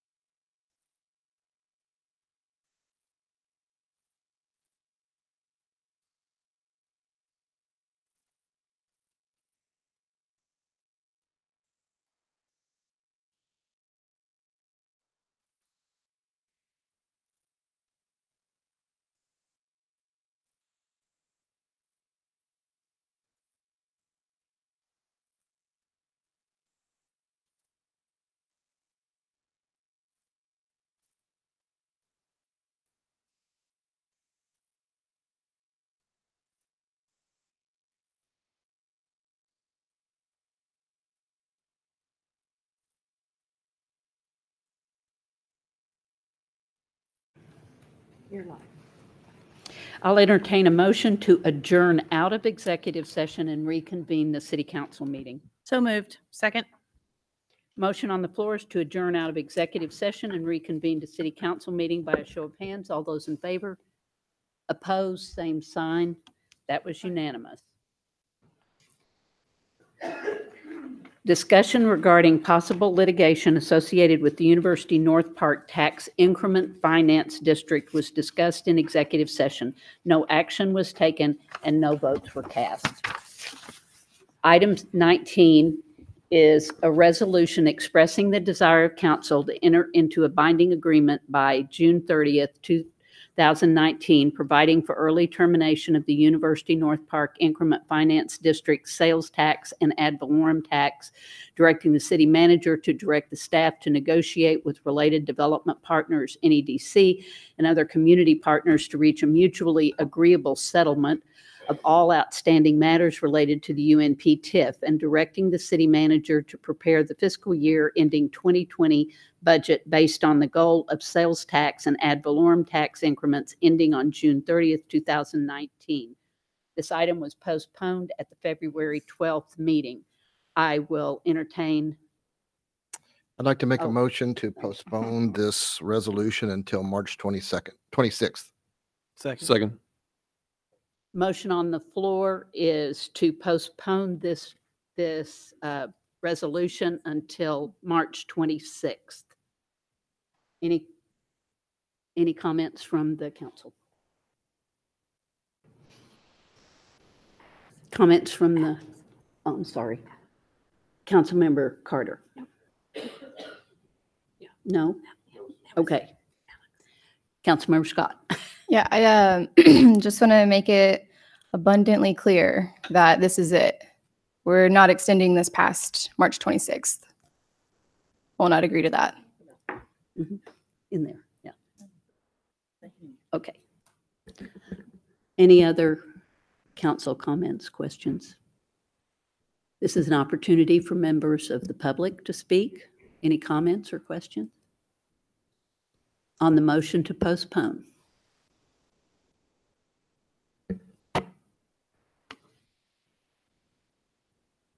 Final comments from the council? Motion on the floor is to postpone the resolution until March 26th. Council members, you may cast your vote.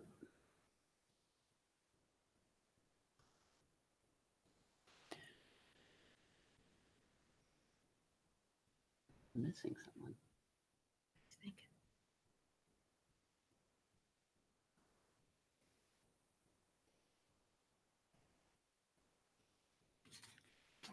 All votes have been cast and the motion to postpone the item until March 26th passes by a vote of 6-3. Voting against, Councilmember Wilson, Councilmember Hickman, Councilmember Bierman. This brings us to miscellaneous discussion. This is an opportunity for citizens to address the city council. Remarks should be directed to the council as a whole and limited to 5 minutes or less. There has been a lot of misunderstanding about miscellaneous and the rules for miscellaneous, and so I want to read this again and explain to you this is the rules and the guidelines for miscellaneous discussion. This is an opportunity for citizens to address the city council. Remarks should be directed to the council as a whole, not individual council members, and limited to 5 minutes or less. Those are the rules for miscellaneous discussion. Other rules that we have that govern behavior are in our house rules, which are posted usually right before the meeting starts. So this is miscellaneous discussion.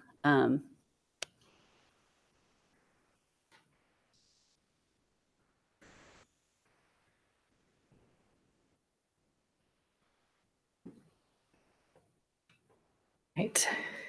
Good evening. My name is Tammy Dodson. I'm from Ward 8. I'm just going to read from a prepared statement. Psalm 127 says, unless the Lord builds the house, they labor in vain who build it. Unless the Lord guards our city, the watchman stays awake in vain. It is vain for you to rise up early and sit up late to eat the bread of sorrows, for so he gives his beloved sleep. Behold, children are a heritage from the Lord. The fruit of the womb is a reward. Like arrows in the hand of a warrior, so are the children of one's youth. Happy is the man whose quiver is full of them, and they shall not be ashamed, but shall speak with their enemies in their gate. I'm not your enemy. Y'all have a duty to fulfill and make ordinances and recycle, save animals, pass bonds and infrastructure, and we pray right along with everything else. You have quite the job. So this verse says, unless the Lord guards the city, the watchman stays awake in vain. It's foolish for us to think we can continue supporting the murder of innocent babies in our own city and think there are not consequences. Why? Because we have a conscience. God's commandments are written on our heart. Do not steal, do not kill, do not commit adultery, do not be greedy and covet. We all know these things are morally wrong, and we know these things hurt us and others. So how do we know that? God has created us with that knowledge. The passage above goes on to say, children are a heritage, a reward, arrows in the hand of a warrior. When we tell people it's okay to kill your heritage and your reward, we're devaluing the most helpless in life. 14th Amendment states, nor shall any state deprive any person of life, liberty, or property. It is clear these tiny human beings are living. That's why they have to be poisoned, cut up, and pulled out of a woman's body, or the dead carcass will rot. So this is the reality. So our plea is the same. No amount of intimidation, slander, threats of harming our business will deter us from proclaiming what many are talking about, but not verbalizing. We don't want abortion in our city. It says, for far too long, women have believed the lie that they get to decide whether or not to kill. The choice has been made already. Life is a gift. All of you, and myself included, have been granted this gift by our own mother. Why do we burden parents with an option to kill their own offspring and snuffing out your own heritage? My concern is that as women shout out and cry for the right to kill, they are forsaking their own flesh and blood as part of their soul dies along with that babe. Just like when we see on the news a baby was beaten to death or killed in a car wreck, we grieve and we're sad. Are we really willing to ignore our conscience for the sake of what we call liberty? We're given true freedom and liberty within the confines of the few commandments. The problem is we lack the power to live within those boundaries.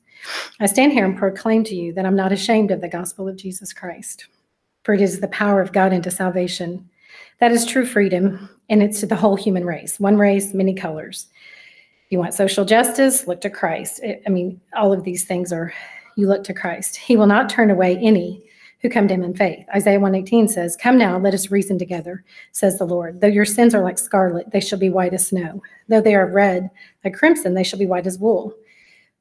And that's for all of us. We're all level at the cross. It's not we're up here and other people, we're all level. We all come the same way. White represents purity. Can you say you have a pure conscience when it comes to this issue? When you're tired of this and need rest, Jesus says, come to me, all you who are weary and heavy laden, I will give you rest. Take my yoke upon you and learn from me, for I am gentle and lowly in heart, and you will find rest for your souls. My yoke is easy and my burden is light. Thank you for listening. Thank you.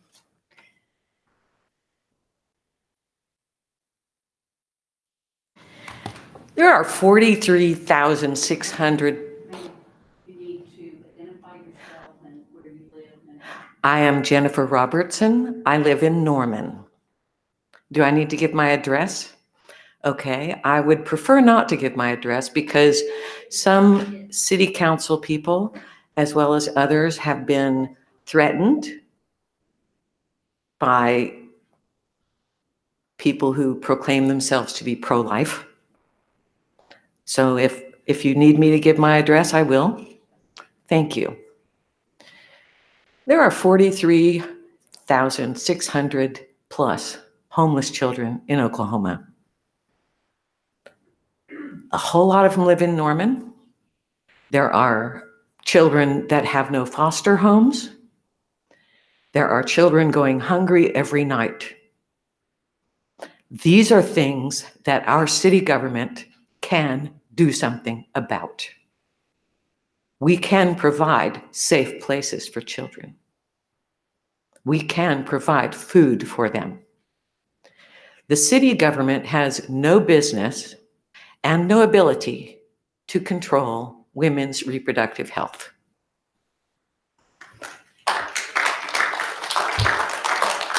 Now, I understand at this point that there is no rule about coming before council for miscellaneous comments as to whether it relates in any way to city government. I think that shows a great deal of disrespect for the process. I think it shows disrespect for the council and disrespect for the citizens who are spending their time and their money and watching these things. As I said, people are being threatened, largely because Mr. Dodson and his wife have shared all of this animus that they have on social media and on various platforms, which are in theory Christian, but I think not. 46%, a little bit less than 46% of the citizens of Norman say that they are religious. Of that 46%, 11% are non-Christian religions, Jewish, Muslim, Hindu, Jain, Buddhist. There is no agreement in even any of the Christian churches, within the congregations, or within the sects, when life begins. For someone to come before the council and say that shame probably half the women in Norman and say that they don't have the right to decide what happens to their bodies, to inflame hatred and possible violence against the one doctor in Norman that continues to be here after many years, providing desperate women with a desperately needed health solution, is wrong.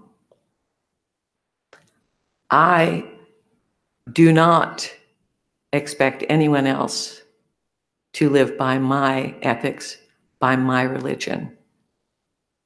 And the one thing that all of those religions have in common is that all of them say that judgment is left to God, not to Mr. Dodson, not to anyone else. A lot of these same people think that there should be no morning after pill, there should be no IUD, which is the most effective form of birth control. And in fact, believe that women's husbands and fathers should completely control all of their reproductive choices.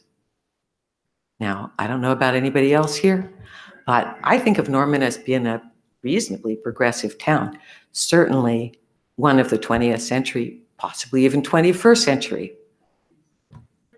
Thank you.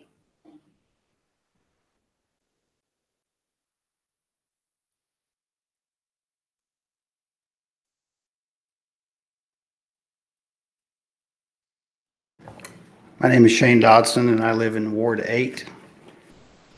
Probably already know the rest. I appreciate you bringing up the rules to open this time with. I appreciate that. So I actually have much less to say than I thought I was going to.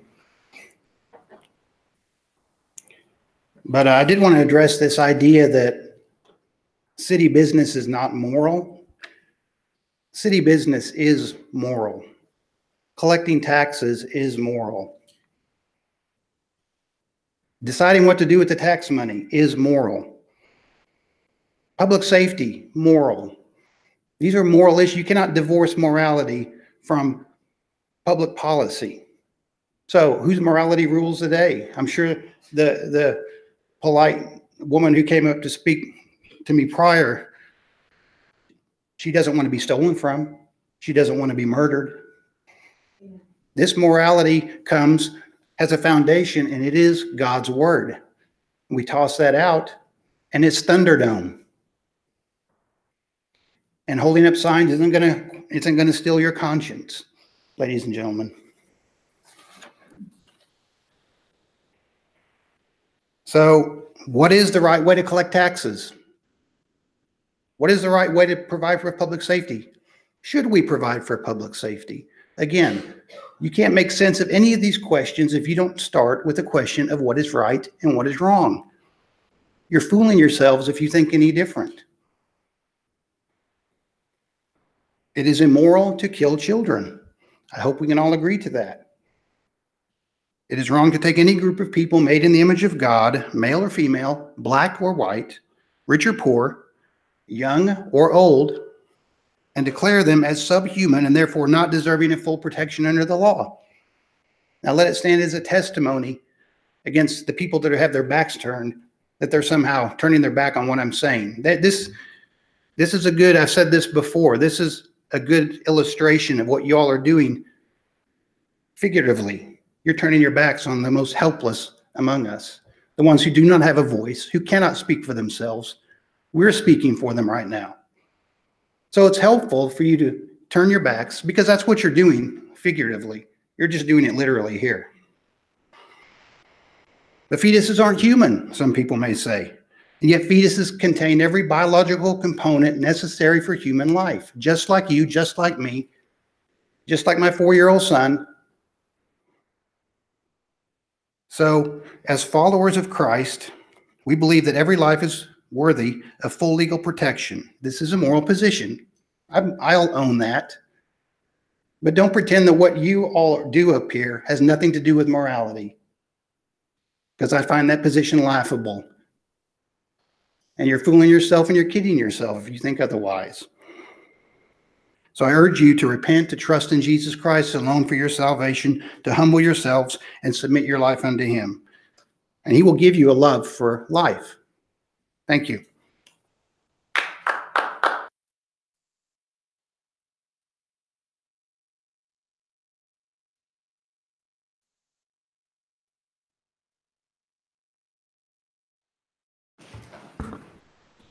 Vicky Lavastida, Chateau Drive.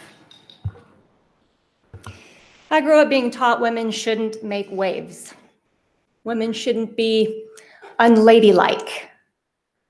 Women shouldn't make others uncomfortable. Speaking up knowing I'm about to make someone uncomfortable makes me nervous. But I am almost 50 years old, and I am growing weary of worrying about others' discomfort.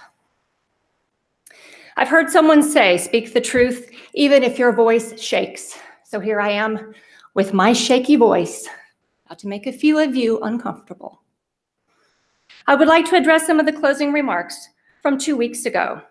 I mean no disrespect to anyone sitting before me. But since 2 of you chose to publicly call out council members for their behavior, I feel compelled as a Norman resident to do the same. Councilmember Castleberry apologized for the behavior of 2 of the female members of council. He apologized because he was embarrassed they silently protested a man spewing his religion on a topic that is not a concern of government at the local level. These women did not leave the room. They did not silence his mic. He was allowed his time without interruption. Yet the council member was embarrassed for them, or more likely of them, which is interesting, as he didn't make a scene or appear to be embarrassed when another female council member silently protested the words of the same man several weeks ago. Perhaps he just wasn't paying attention. And all of this was seconded by our mayor, a woman. White men and old women will not shame us into submission.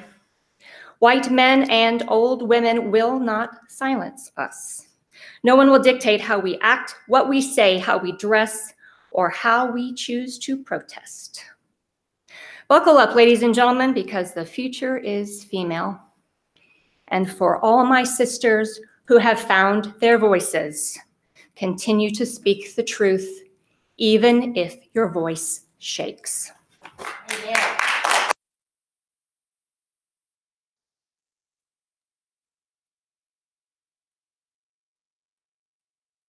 Good evening, Council. My name is Brady Brewer. I'm with Ward 5. And yes, I am with Shane Dotson. I'm a follower of Jesus Christ, and I am here to be a voice for the voiceless. I find it interesting that we are here to, one of the main reasons we're here is to glorify Jesus Christ, our King and our Lord, but we're here to, because we care about babies. We want to see babies saved, and it's just interesting how that is considered hate speech. The Bible warns of this. It says, woe to those who call good evil and evil good. And folks, we're here. The two greatest commandments that the Lord Jesus Christ gave us was to love the Lord your God with all of your heart and all your soul and all of your mind, and to love your neighbor as yourself. So we are here because we love the risen Lord Jesus Christ, the King of Kings and the Lord of Lords. Philippians 2, 8 through 11 says, being found in appearance as a man, he, Jesus Christ, humbled himself by becoming obedient to the point of death, even death on a cross. For this reason also God highly exalted him and bestowed on him the name which is above every name, that is the name of Lord, so that at the name of Jesus, folks, every knee will bow, every tongue will confess, of those in heaven, those on earth, under the earth, every knee will bow, every tongue will confess that Jesus Christ is Lord. Now, folks, every knee is going to bow to Christ as Lord. We plead with you. This is both a plea out of love as your neighbor and as a warning that you can bow to Christ through repentance and faith of your sins. Repent from your sins and trust in Christ. Bow the knee to him as Lord, and you can experience the mercy of God. He can change your heart. He can give you a heart that loves life and hates death. But if you harden your heart, the Bible warns not to harden your heart, but if you do, your knee will still bow. Everyone in here, your knee will bow to Jesus Christ. He is the King. He is the Lord. It'll be too late on that day. He will be your judge, not your Savior. So I plead with you, as your neighbor, in love. The second greatest commandment says to love our neighbor as ourselves, and that's why we're here. We're here to love everybody in here by warning you with the truth of God's word, and to warn those who are the smallest amongst us, the ones who have no voice, to love our neighbor as ourselves. I wouldn't want somebody coming at me with an instrument bigger than I am that was going to tear my limbs apart and murder me. And I don't want that for anybody. Proverbs 24:11 through 12 says, deliver those who are being taken away to death and those who are staggering to the slaughter. And that's precisely what is happening in our city. Babies are being slaughtered. Oh, hold them back. If you say, see, we did not know this. Many of you maybe want to stick your head in the sand and act like you don't know this. Folks, does he not consider it who weighs the hearts? Does he not know it who keeps your soul? And will he not render to man according to his work? God not only sees all the babies that he has created being murdered, but he sees it when you try to ignore it. So we plead with you. We plead with you to be men and women of courage. Stand for life. Stand for what's right for those who cannot stand for themselves. James 4:17 says, the one who knows the right thing to do and does not do it, for him it is sin. Can you honestly say in your heart of hearts that trying to save babies from death and slaughter is not the right thing to do? Jesus says in Matthew 7:12, these very, very simple words, treat people the same way you want them to treat you. Who of you up here want to be murdered? Who of you behind me want to be murdered? I am thankful for every life in here that you weren't aborted, that nobody took your life, because we're no different than these babies that are in the womb. We were all once there. We were created in the image of God, and by the grace of God, we weren't murdered in the womb, but we're no different than they are. We are a voice. We want to be a voice to the voiceless, folks. They can't speak. What do you think they would say if they could speak? Help. Somebody help. Somebody bigger than me, stronger than me. Help. What would you say if you were in their position? This might make some of you squirm in your chair, these topics. But how do you think the babies feel who are being invaded by a large instrument when they're in supposed to be the safest place, their mother's womb? They're not just squirming, folks. Please stand up for the voiceless. That's all we're here for, to stand for life. And repent and turn to Jesus Christ. Thank you.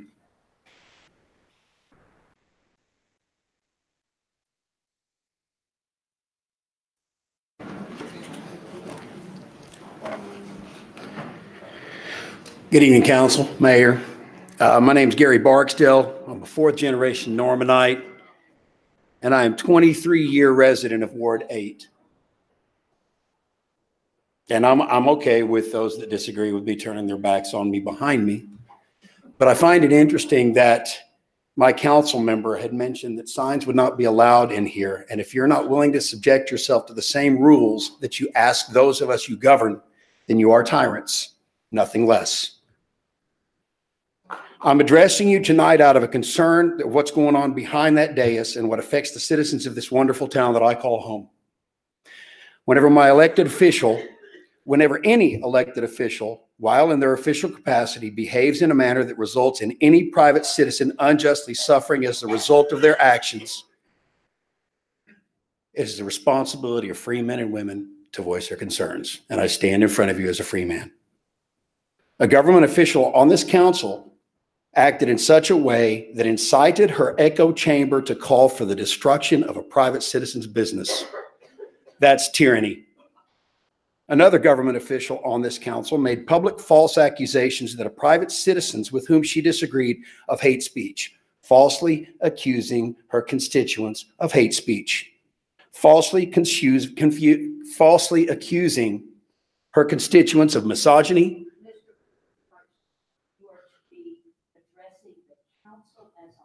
I am. I'm addressing the council about behaviors of the council. I am. And whenever any council member, whenever any elected official is not willing to hold themselves to the same standards of those they govern, that's tyranny. Whenever any council member stands in front of that dais and does an interview with the media, falsely accusing their constituents of racism, hate speech, or misogyny in front of that dais, it is a city council issue. City council members should be held to the same standard that we're held to. And I see signs being held up by people that said, we're not supposed to have signs in here. Is that council willing to address that issue? Is the council willing to address that issue?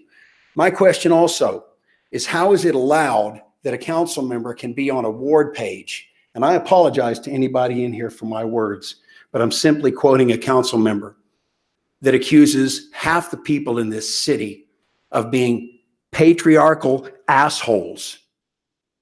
This type of repulsive, vulgar undulation resulted in her groupthink sycophants calling for private citizens to be harassed likewise. Yes, there has been hate speech. Yes, there has been violent threats. They've been made against the pro-life people that have voiced their opinions. The First Amendment guarantees the rights of its U.S. citizens to petition to the government for the redress of grievances without fear of reprisal. There has been nothing but reprisal from this government entity because of the irresponsible childishness on behalf of the members of this council. Norman, Oklahoma is still a city in the United States of America, contrary to what some of the National Socialists on this board wish otherwise. It's time for the tyrants to step down. Otherwise, we the people will take whatever action is necessary to make sure that that happens. I thank you for your time, and I wish you a pleasant evening.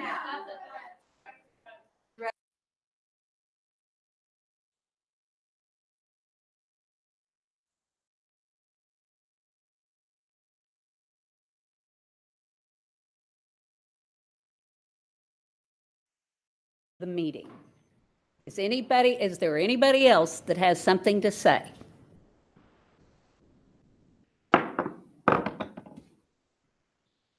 Ms. City Manager, do you have a report? I do not. This brings us to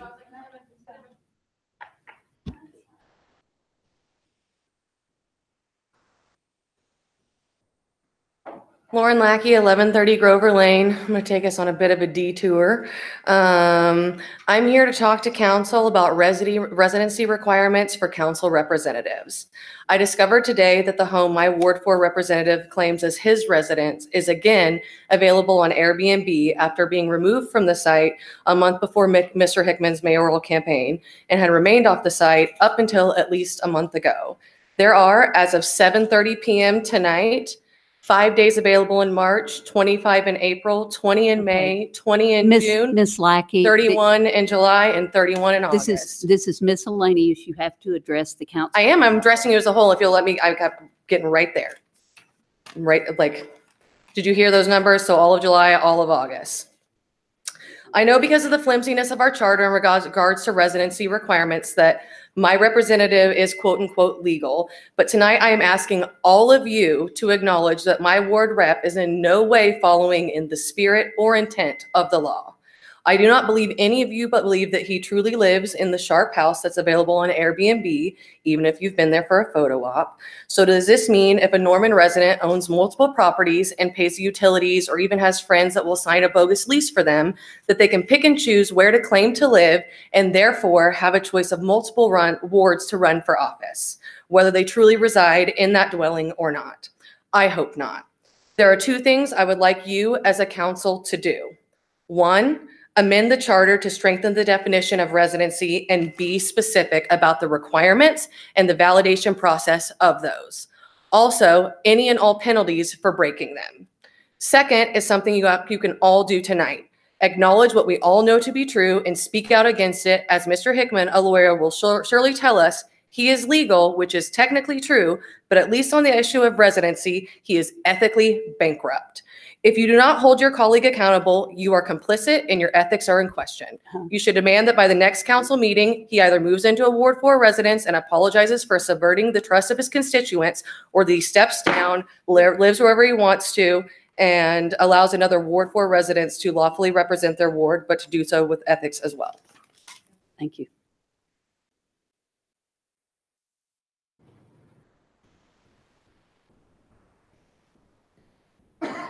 Council members, Councilmember Bierman. Oh, 2 weeks in a row, I get to go first. Great for me. So I'm Jewish, which means that I have never read the New Testament. It held no bearing on my life, but I'm also of Eastern European descent. My family comes from Poland, and so references that have been made in the past related to the Holocaust have a very significant meaning to me. Any conflation of that with any current events or current laws is something that I will always address. And I am always listening, regardless of where my eyes are, or regardless of whether or not you can see my face. On top of that, I would also like to point out that thousands of women in this city, in this state, and in this country die due to pregnancy-related complications before, during, and after their children are born. We have a terrible maternal mortality rate in this state. So bad, in fact, that the governor has convened a maternal mortality rate panel to address this issue. We are ranked 34th for maternal mortality, 43rd for infant mortality, and 60% of the complications that inevitably kill these women are preventable, and we are not preventing them. As was stated earlier, there are lots of things that we can do to improve the lives of children in this city. Children that are going hungry, that are homeless, who need to be adopted. 568 children eligible for adoption right now, 9,600 in state custody. I would like to know what everyone in this room is going to do to help reduce those numbers, because that is what we are facing in this city and in this state. That is all I have to say. Councilmember Carter. No comment. Councilmember Castleberry. Just a quick shout out to the Norman North and Norman High women's basketball programs. They both made it to the state championship game. I thought We can applaud for that. okay. So I think that's great. I'm very proud of both schools for making it that far, and then for Norman High to actually win it handily. So they're a very young team. They got 2 freshmen, 2 sophomores. So hopefully we've got a little dynasty going here at Norman High, and so I think that's something we can all get behind. And I'll leave it at that. Councilmember Hickman. No comment. Councilmember Wilson. No comment. Councilmember Clark.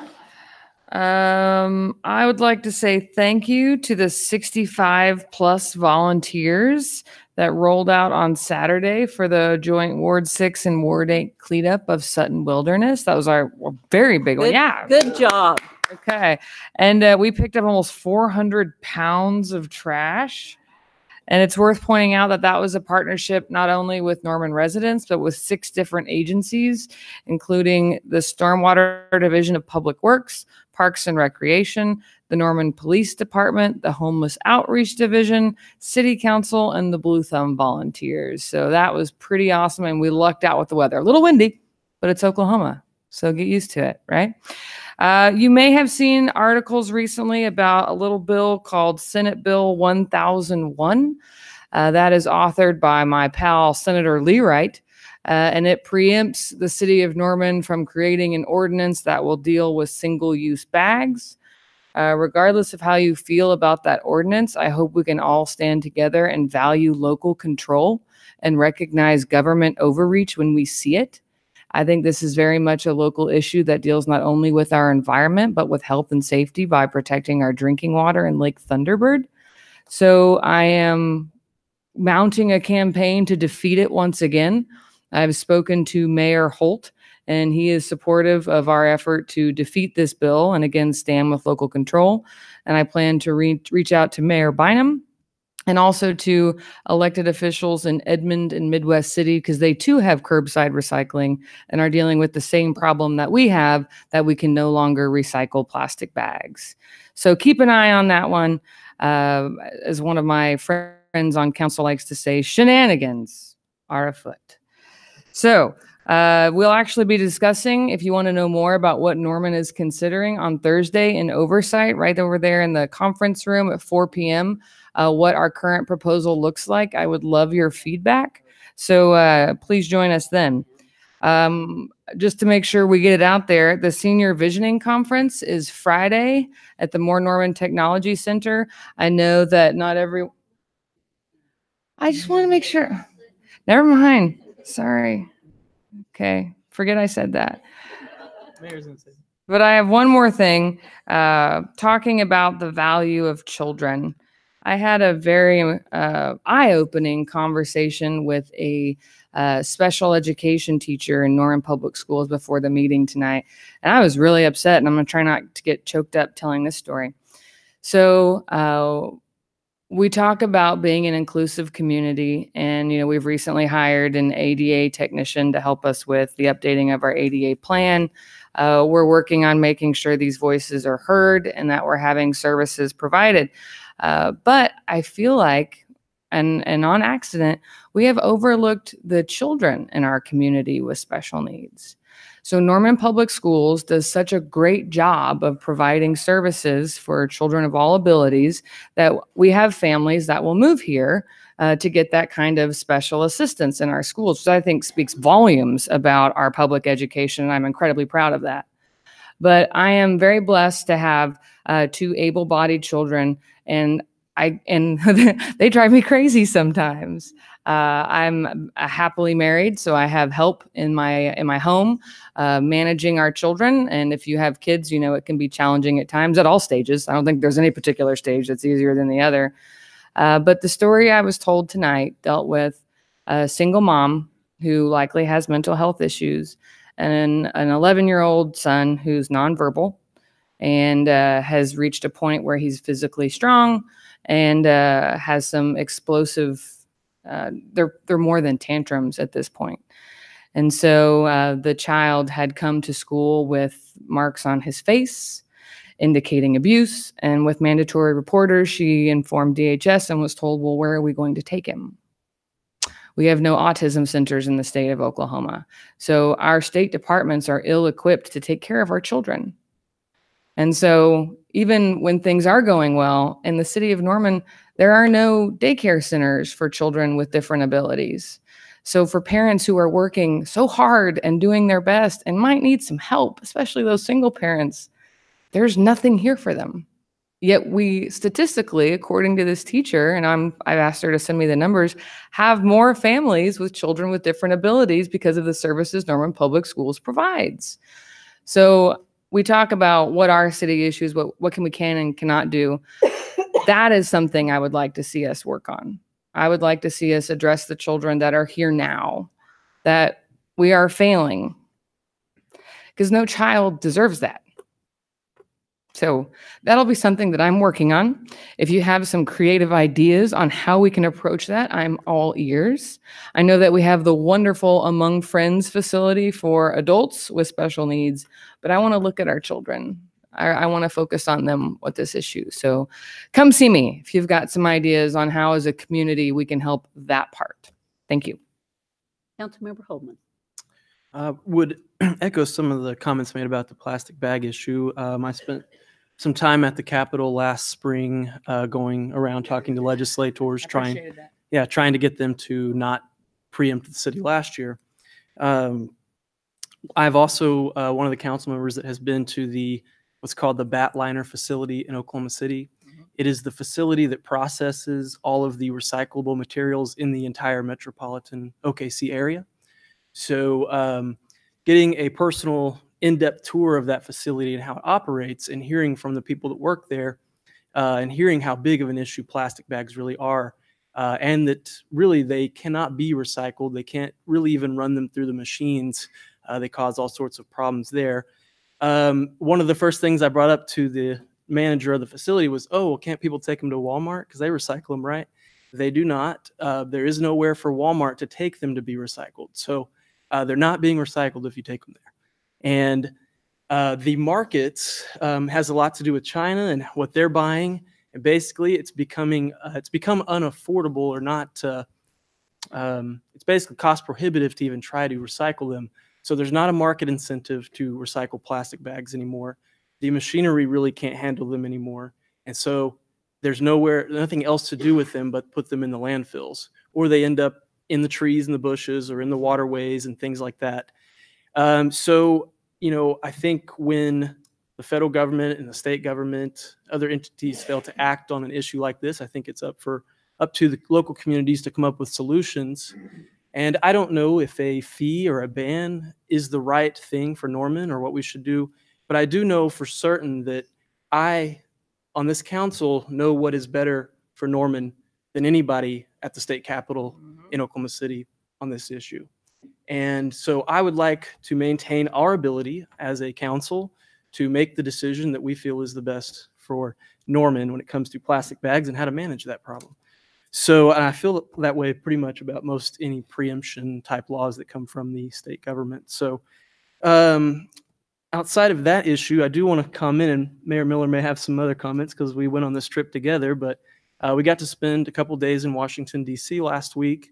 We got to meet with all of our members of the federal delegation, except for Representative Horn. She was really busy that day, I think, and was not able to make it and meet with us, but we got to meet with everybody else. We talked about several big issues in Norman, from infrastructure funding to weather research grants. I believe OU just got the largest grant in the history of the whole university to continue studying weather-related issues. Geocarb.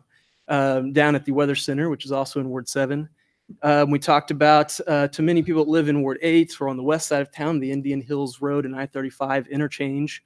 We had a very extensive discussion with Senator Inhofe and others about that project. And really the highlight of the trip, I think, for me was we had a reception at Capitol Hill on Tuesday night, and Senator Langford came. And he ended up giving us a personal tour, a private tour of the Senate floor. And I've only been to Washington, D.C. one time before, and that was just for a few hours. So I'm a major architecture geek, and I really love civics and government. So being able to go stand on this floor of the United States Senate in like a private setting with just about 15 other people was pretty special. And getting to see all of what goes on there, it was pretty overwhelming, actually. And Mayor Miller and I got to go tour Washington, D.C. City Hall on Wednesday morning. It wasn't extremely anything real special, really. It was kind of like how it is around here. It was just some people walking around and nothing real big deal going on. Except Councilmember Holman just went into every office that had an open door and said, "Hi, I'm Yeah. Norman, Oklahoma." I was trying to find the mayor's office. It was pretty fun.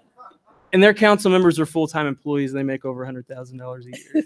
So that was kind of interesting. We also got to see the National Archive, and we got to see the original or the actual Declaration of Independence, we were told. So I had a really great trip. I really am thankful that I got asked to go on that and meet with some of the people at Capitol Hill and talk about some of the issues that are impacting Norman and how we might be able to work with them in the future on some other issues. So thank you. Thank you all for coming here tonight, and we'll see you next time.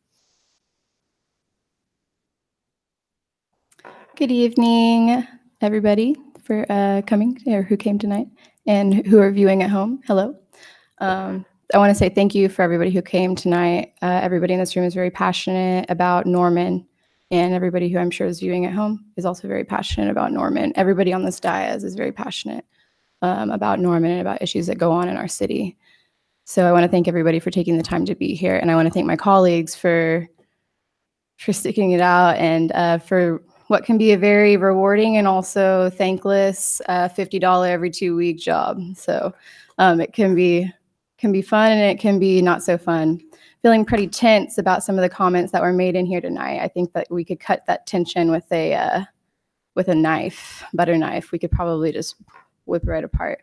And I do want to address a couple of things. As we know, it's no secret that 2 weeks ago here in the seat, I used my bodily autonomy to turn my chair around whenever a constituent came to the podium to speak about abortion, which is not at all a city issue, and it's not a government issue at all whatsoever.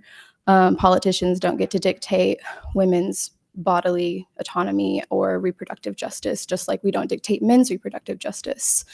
And I understand that people disagree with my actions, and that is reasonable. Absolutely. I won't be turning my chair again. And I understand the frustration for that.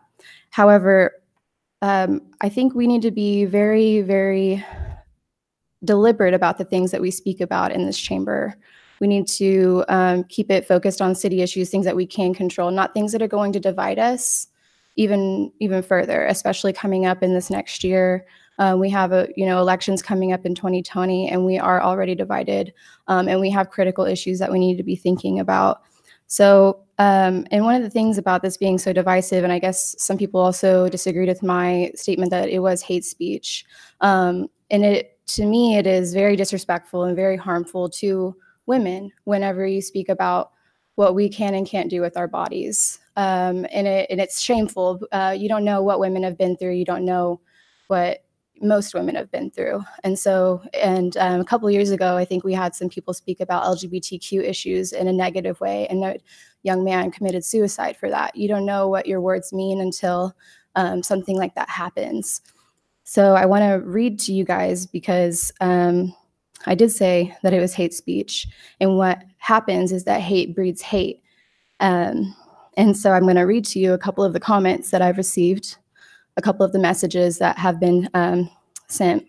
And I want to make it very clear, I do not think that my constituents condone this behavior. I do not think that you guys would ever wish this kind of, I think you have the best intentions in mind. I just think we disagree on some things, but these are some of the things that were said. Make it mandatory for their children to have abortions. No grandchildren for them. It went from chair turning to murdering babies like that. I've never murdered anything. I'm a vegetarian. I don't like to even murder. I don't like the idea of murdering animals. It's too far. We don't do that, and we don't condone any of that kind of violent behavior. The mass murder on unborn babies should be performed on them before the destruction of America. Everyone who believes that abortion is a human right has just signed their own death warrant. Once society believes that it is okay to kill the beginning of human life, every human life can be legally targeted. Let's just keep going. Somebody said, I don't know about biology. I just found that insulting and didn't like that. I pray that they have their tubes tied. I pray that they can never have children. Just shows how they are butchers and murderers of humans. I would like to reiterate, neither of those things, and neither are any of the people up here. You might know about it. They should get the same judgment they give to those defenseless babies, to be pulled apart and injected as those babies. I'm not sure I should say this one on the dais, but for those of you who have seen it online, I received a message calling me one evil little cunt, and that I will stand before Jesus Christ, and good luck with that when I die. So I'll stop there because I think that's enough. I think this has gone on too long and it's gone too far. I think we can have discussions about things we disagree on again, but it really needs to be, it needs to stick to city issues. And so this issue is divisive and it doesn't belong in government. A woman's relationship with her body is sacred, and it's between her, God, and a medical professional. Probably most of us see them. And it's not for any of us to dictate. Can you imagine if we were discussing the Testicular Bill of Rights that they are discussing in Georgia, where they are banning vasectomies, and they are talking about requiring spousal approval for taking Viagra, or partner approval before taking Viagra? That sounds like nonsense to me, but this is the type of thing that we're talking about. Right? And we're wasting time. We're wasting very valuable time that we should be spending on talking about the critical issues that we have coming up in Norman, like right now, that are happening. We just had a conversation about funding cart services. We've got to figure that out very quick. For those of you who have a personal vendetta against me, want to get out of office, I highly encourage you to please educate yourself on these city issues, because those are items that you'll win a campaign on, not the divisive ones. You can just make people dislike me. We need to be talking about CART and how we're going to take care of the people in our city who, as Councilmember Clark mentioned earlier, our disabled communities and our children who are here, our homeless children. 1 in 5 Oklahoma children are homeless or living in poverty. They're living in poverty, not homeless. And that's a lot. It's a lot of children that need help now. And we need to be talking about, again, ending the TIF. This is another thing that's been an ongoing sort of nightmare for me personally. I don't like waking up and remembering like the UMP TIF is still going on, and I'm going to have to hear about it later. It's my nightmare. So those are the things we need to be talking about. A gentleman mentioned taxes earlier. It may have been my constituent. I am really big into taxes, and I believe that we need to be using those tax dollars to the best of our ability. We need to be providing the services that our citizens who live here, who need them, that they get those services. We have a stormwater utility and transportation package, a vision for Norman bond. I'm sure everybody in here knows about it, but that's going to be on April 2nd, and we need to be talking about that. We need to be having that discussion and making sure that we are funding infrastructure, which everybody uses. Every single person who came here tonight probably took an Uber or drove here themselves, or some sort of transportation to get here. And as we know in Norman, when it rains, it pours, it floods. And that's a public safety issue. And we are also talking about funding our public safety sales tax. We need to pay our police, we need to pay our fire. They take care of us, and we need to take care of them.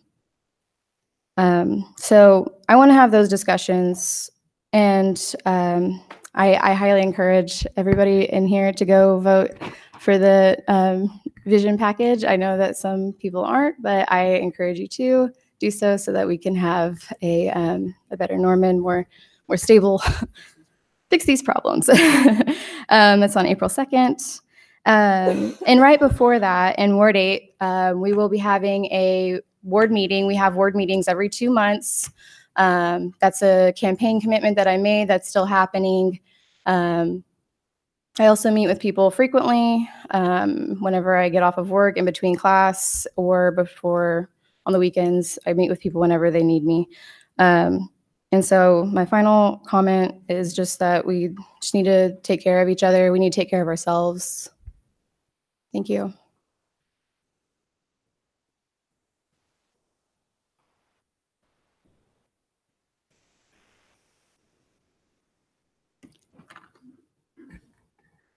I believe the city of Norman and the municipal government and your representatives do a great deal to take care of Norman.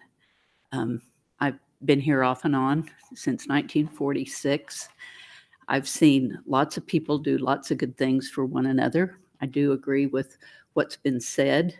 That is what we should be doing.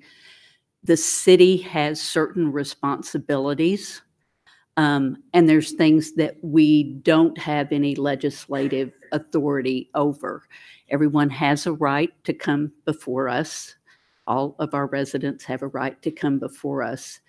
There are a number of things that we can act on and do things about. There are a number of things that we can't. So I'm going to move the discussion on, and some of the things discussed tonight, we don't have any legislative authority over those things.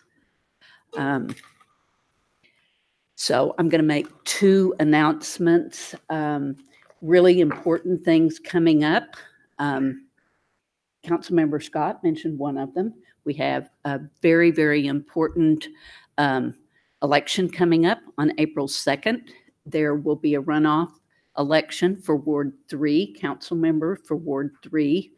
And we also have 3 propositions on the ballot. It's the biggest infrastructure package that we have ever had. Yes, we deal with moral issues all the time. This is about health, safety, and welfare. It's not safe to be in a town where you can't control flooding. It's very bad when people's property is damaged because we don't have we haven't kept up with our stormwater infrastructure. It's important that we keep up with our roads because congestion is not only irritating, but it's bad for the environment.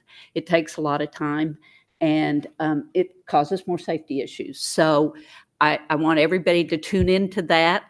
You can go online, visionfornorman.com. All the information about all of the propositions are on there.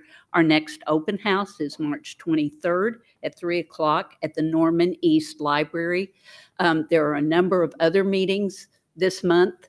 And when you go on to, I think the calendar is on visionfornorman.com. If you want to know other meetings that you can go to and read about that bond issue or those 3 propositions. The other thing that I want to announce, and this is really, really important, we've had it on Facebook. We've done press release. We've done everything we can to let people know we are having the first ever senior conference being sponsored by the City of Norman. It's on Friday at Moore Norman Technology Center. It starts at 9 o'clock in the morning. It goes till 4. You don't have to register. Everybody's welcome. It's free, and there will be a free lunch provided. And so the main focus of that conference will be envisioning for the new Senior Citizen Center. I think that's an very, very important issue, one that we have been struggling with for several years. We think we're getting close, and we want to hear input from everybody in Norman about what you'd like to see. We're going to bring in some experts, and they will be talking about the kinds of things that are going on around the country for our seniors. So with that, if there's nothing else, I will adjourn the meeting.